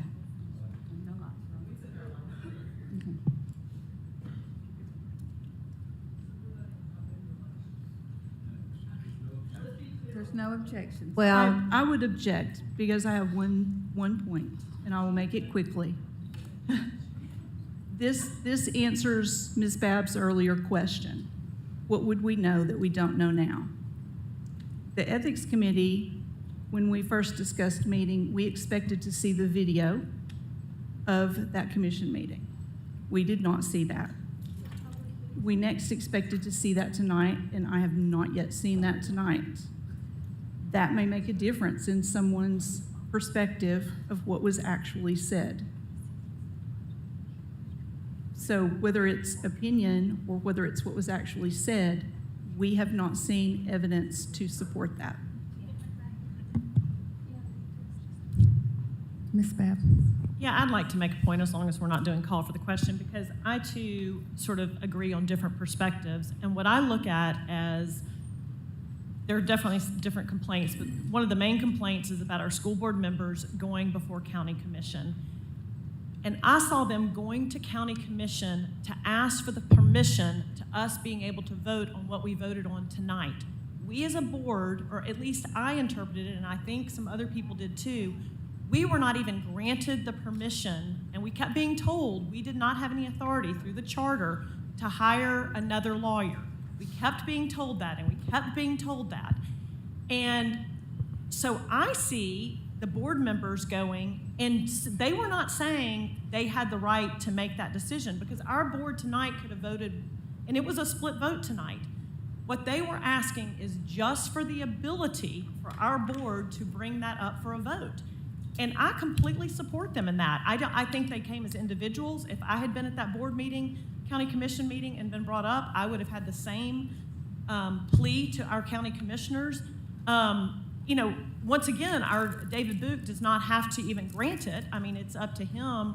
We can only ask him for that. And that is all we were asking for, or that's all these three were asking for. So I just have a hard time. I mean, I know you want to see the video. We've had some people who've said recordings of it. We've had transcripts. We've had the ability to go back and watch the YouTube of county commission meetings.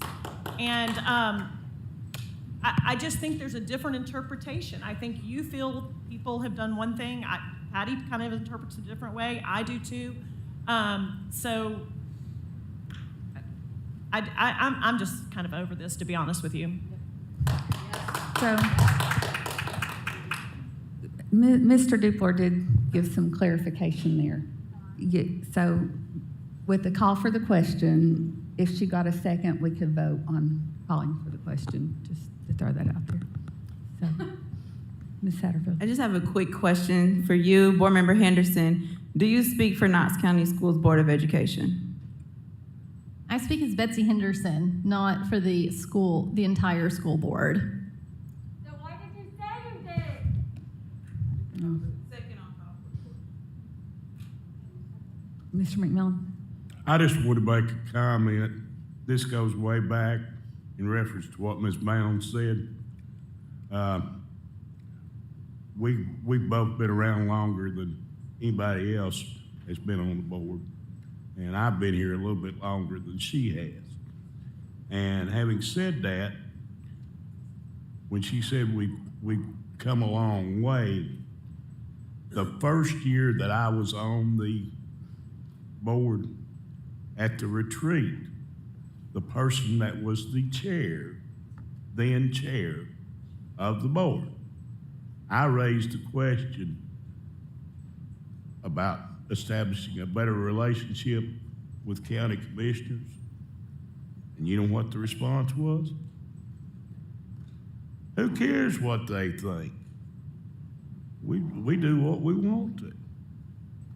And as long as we've got the money.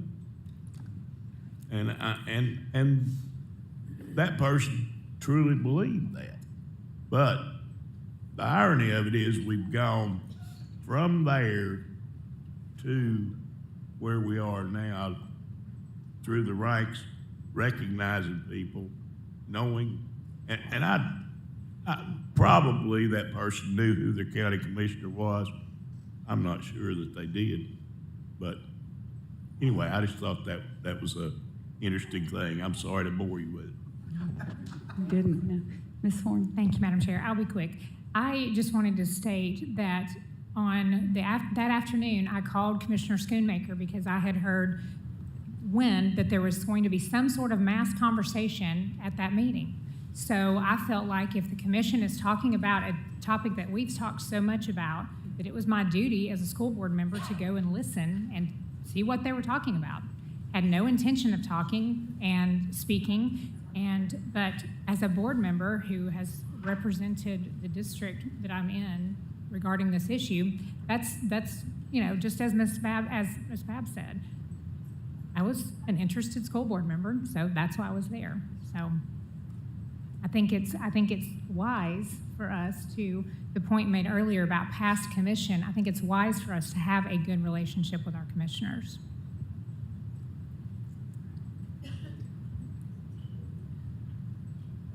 Okay. Right. Working on it.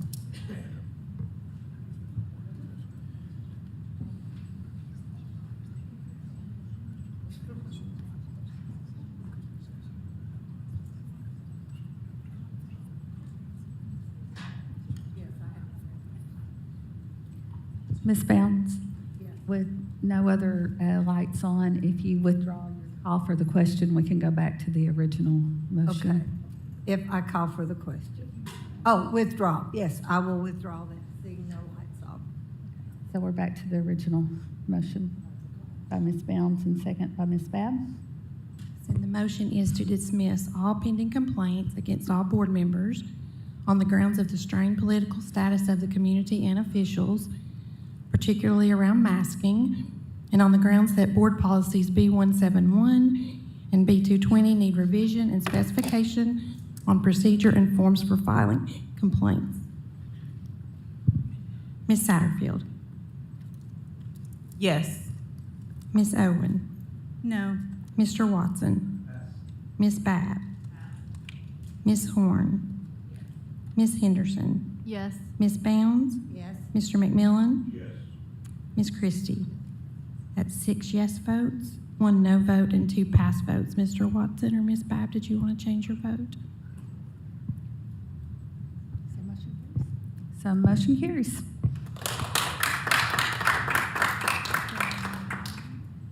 And then we had an item added, 12H, discussion and possible action by which the Board of Education will enter into mediation in the active mass case. So that was yours. Did we? Make a motion for discussion and possible action regarding the means in which Knox County Board of Education will expeditiously enter into mediation with the plaintiffs in the active Yeah, will you read it one more time? Sorry. Motion for discussion and possible action regarding means in which the Knox County Board of Education will expeditiously enter into mediation with the plaintiffs in the original active mass case. So a motion by Mr. Watson, a second by Ms. Satterfield. And Mr. Dufour, did you want to speak to that, just kind of maybe to let the public go on record maybe as to... Sure, I'll be happy to. Thank you, Madam Chair.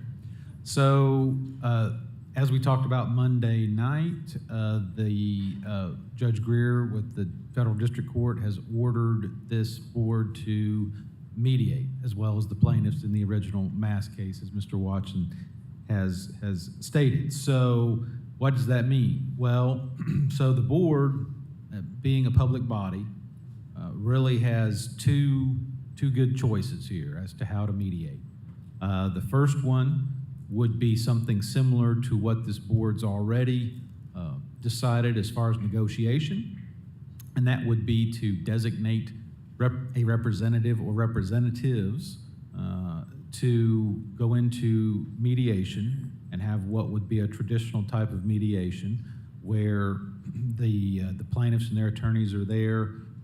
We would be there representing the board as well as the designees, and then we would mediate as is commonly seen.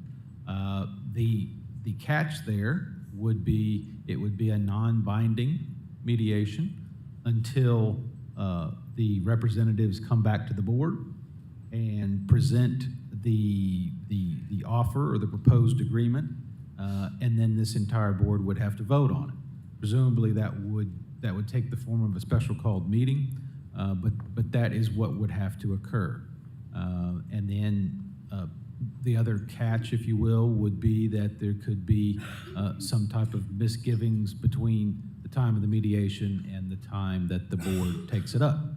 So that's option one. Option two would be a mediation that would probably be fairly unique. It would be a combination of an open meeting of the board because, as I state regularly before this board cannot deliberate in secret. I mean, it would have to deliberate in public. We would alternate between an executive session and a public meeting. In executive session, I and my colleagues could speak to the board and talk about legal issues, and then once the board comes back into public session, the board would then deliberate whatever the offer or demand is that's on the table at that time. It would all occur in a sequence, and something like that would take, at least probably half a day, if not a full day. So that's kind of your basics. Mr. Watson. Thank you, Madam Chair. Thank you, Mr. Dupler. As we've heard, it's a very unique situation, and I think the explanation helps because anybody who has any former experience with mediation probably would not have experience with this type of mediation. So just to kick it off the discussion, I would like to recommend the board consider doing it in public session, mainly because I think it will be more expeditious. I think it's difficult to ask one person on a non-member board with very different perspectives, views, all those types of things to go in and mediate on behalf of the board and then have to come to the board in a separate meeting and likely go back again. I think, to be able to, although it might take a day to sit there and knock it out, would be a benefit to our system, to our students, to our educators, and to the public at large. So that would be my recommendation to kick off the discussion. And I'll just say, Mr. Watson, I had that discussion with Mr. Dupler yesterday about that.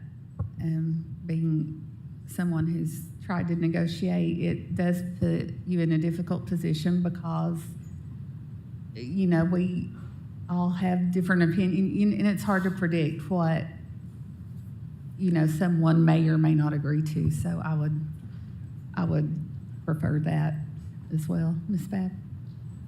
This is a question for Mr. Dupler, and I probably know the answer, but as far as an open meeting goes, are there ways to limit how open it is? I'm truly being like that. Could it be that we just let press come? I think everybody has got to understand that this is not a good position we're being put in as far as negotiating. So I just didn't know, we talked about maybe possibly that not televising it. Is that a possibility for us not to televise it?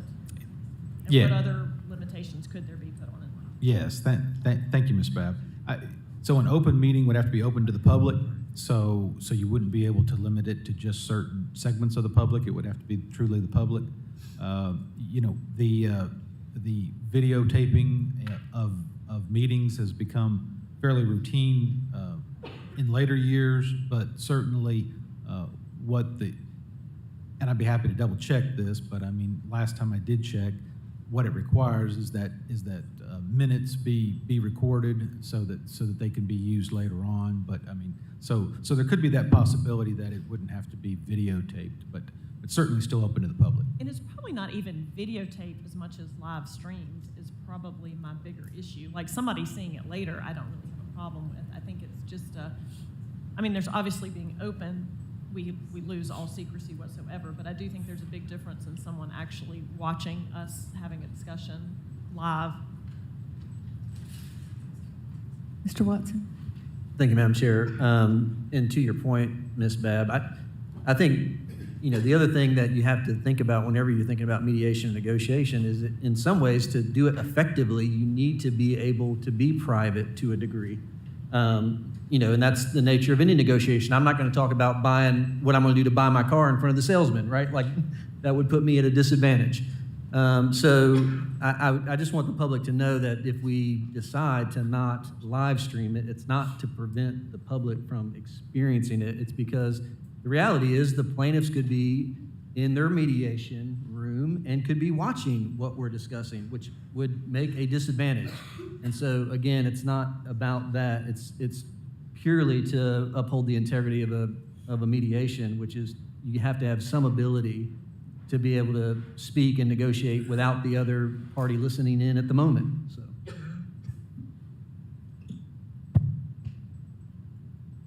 Ms. Beck? I mean, along those lines, I mean, I think the whole thing is we're trying to keep our negotiating. We're not trying to keep secret from the public. We're trying to keep negotiating. I mean, I'm even wondering, is there something where if you want to come in, you have to leave your phone purse outside in a secure place or something like that so that people in there are not communicating with the plaintiffs? I mean, I just, we're trying to have the best integrity on this, and I'm just trying to see if there are any possibilities with the circumstances that we're being required to do that. If the, well, I mean, you know, if the board's going to vote on it tonight, I mean, we can certainly check and see.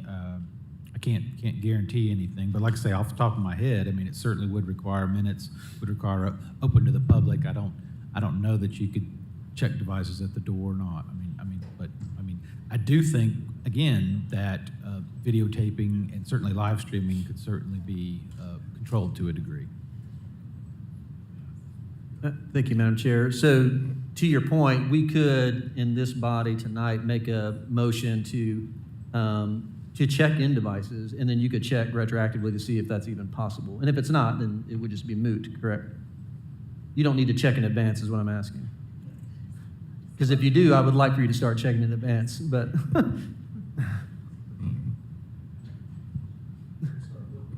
That'd be great. Let's keep talking, guys, keep talking. Ms. Satterfield? We will also need to spend today on selecting a date, right? No. Oh.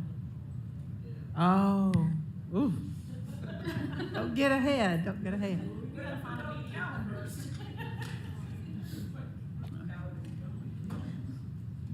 Well, and I do think people need to understand that some of us do have scheduling conflicts, that it might be something, if we all decide to do this, that all 9 of us can't be there just because of different circumstances coming up. So I do think we're going to have to trust when it happens, the majority of us can come and have a quorum. Ms. Horn? Thank you, Madam Chair. Mr. Dupler, I thought about this kind of after, as just in thinking about this just before this meeting. Would it be helpful to, okay, even if we have a, if we're kind of mediating in real time, but prior to that, would it be helpful or would it be appropriate for each board member to give you the, kind of a listing of their thoughts on the issue so that you know that ahead of time? Like we would, does that make sense, my question? It does. Thank you, Ms. Horn. And I was just looking, I mean, again, the basic requirements of the Open Meetings Act is that it's a public meeting. So again, open to the public, and that it be properly noticed. And then again, they obviously have to have minutes. So again, I mean, I think there is a possibility of doing some type of, video restrictions. Now, as far as what you're saying, Ms. Horn, certainly, I mean, individual board members are free to communicate with our office at any time, as long as you are not conversing with other board members and then making it a group. So individually, yes. So since we just have discussion on the floor, so if we want to take like a 10-minute break while he researches this, and then we can come back and do that. Because we don't have a motion on the floor about it yet. We have a motion. It's for the discussion and possible It's discussion, but nobody's made a motion. Well, discussion and possible action, correct? Right, but nobody's made a motion for action, so we can take a I'm trying to knock one out real quick. Well, he's researching that, so we can take a 10-minute break, and you can work on that, and he can work on that, and then we'll come back in 2 minutes.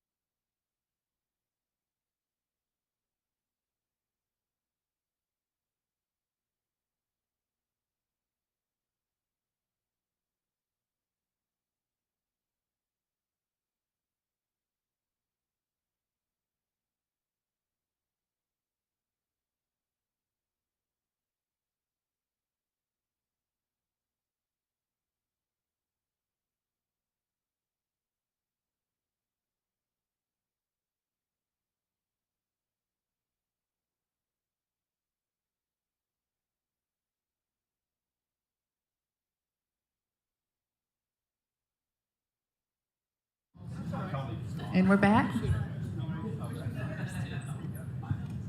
So, Mr. Watson. Thank you, Madam Chair. I'd like to put a motion before the board.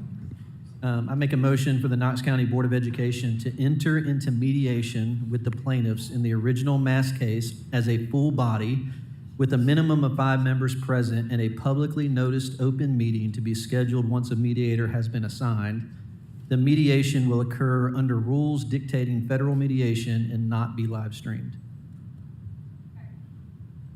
So we have a motion by Mr. Watson and a second by Ms. Horn. Does anybody second? Yeah. So is there any discussion? Okay. Yeah. Do you want to do a roll call? We need a roll call. Yeah, go ahead. Ms. Satterfield? Yes. Ms. Owen? Yes. Mr. Watson? Yes. Ms. Babb? Yes. Ms. Horn? Yes. Ms. Henderson? Ms. Bounds? Yes. Mr. McMillan? Yes. Ms. Christie? Yes. That's 9 yes votes. So motion carries. That's our last agenda, right? We have public forum. All right, Madam Chair, we do have public forum. The first person we have Andrea Fisher. I'm sorry, I butchered that. No? Not here? Okay. Next, we have Keith Britt. Please state your name, county, and residence, and you will have 3 minutes to speak. Hi, Keith Britt, 506 Knowlton Drive, 37919. I hate to be the one to tell you this, but you guys have turned this board into a sideshow circus. We have been here for 2.5 hours. We spent 25 minutes on things that actually affected students, teachers, and parents. The rest of it was political nonsense. I have friends out of state calling me and asking me, is this real? And I want to tell them, no, they don't represent us, but you do. We voted for you. That's why you're here, because we're a representative democracy. We have $114 million in one-time funding coming from the federal government that you guys need to figure out how to invest wisely in our students and our teachers. I'm seeing no discussion on that. We just got a new superintendent selected. You guys are setting him up for failure. We're not looking at 3rd grade reading or 9th grade algebra. We're talking about national and state level political, I'm trying to use a polite term here, BS. You just voted to waste hundreds of thousands of dollars that could have gone to attracting new teachers to our school system. Instead, we're throwing them away on a legal consultant that our law department doesn't want. It's insane. I really hope you can refocus and say, what can you do to provide a safe, stable, supportive environment for our students, for their parents? How do we enable their teachers and the staff to help them learn, to help them become productive members of society? And can we please, even though we are now dividing into Dem and Republican factions, can we please keep politics off this board? You're obligated to listen to public forum. They can say whatever they want when they come up here, but you don't have to feed into it. You do not need to agitate it. You don't need to incite it. Please, please, please refocus your attention to our students, our parents, and our teachers. Thank you. Next, we have Lance McCoy. Please state your name, county, and residence, and you have 3 minutes to speak. Lance McCold, Knox County. It's sort of hard to follow the gentleman before me because I don't really disagree with much he said, but I do want to say that, you know, as much as I would wish, and I think everybody would wish that political things would go away, they haven't. I'm not sure that they will. But I do really want to say, you know, we've got a very good school system, and we've got a very good school board. And actually, I really want to commend all of you for the hard work you've done. There's a lot of different perspectives. I think that 95% 99% of what the board attends to, you guys are on the same page. There's a few little things where you're off, and that's sucking up a lot of time. But there are things you got to pay attention. I mean, I couldn't tell you that you've had a way not to talk about a lot of this stuff. But you fought your way through it. You've treated each other with respect, and that's really important. You guys are the leaders of our community, and you have, maybe with a few mistakes, set a good example of working through things and hearing each other and trying to find a mutual agreement. So I appreciate that. I think the community appreciates it. It's hard for us to see it a lot of times because we see the noise and the glitter and the fireworks, but if I see behind it, I think, and I hope the community will look behind it and say, really these people are trying to do the best thing that they can. Everybody comes to this board with the best of intentions, and the fact that they disagree about things doesn't mean that the board is a mess. It means that they're dealing with very messy issues. So thank you, I commend you, and I encourage you, as soon as you can, to get back to the stuff the gentleman before me spoke about. Thank you. Madam Chair, that concludes public forum. All right, meeting adjourned.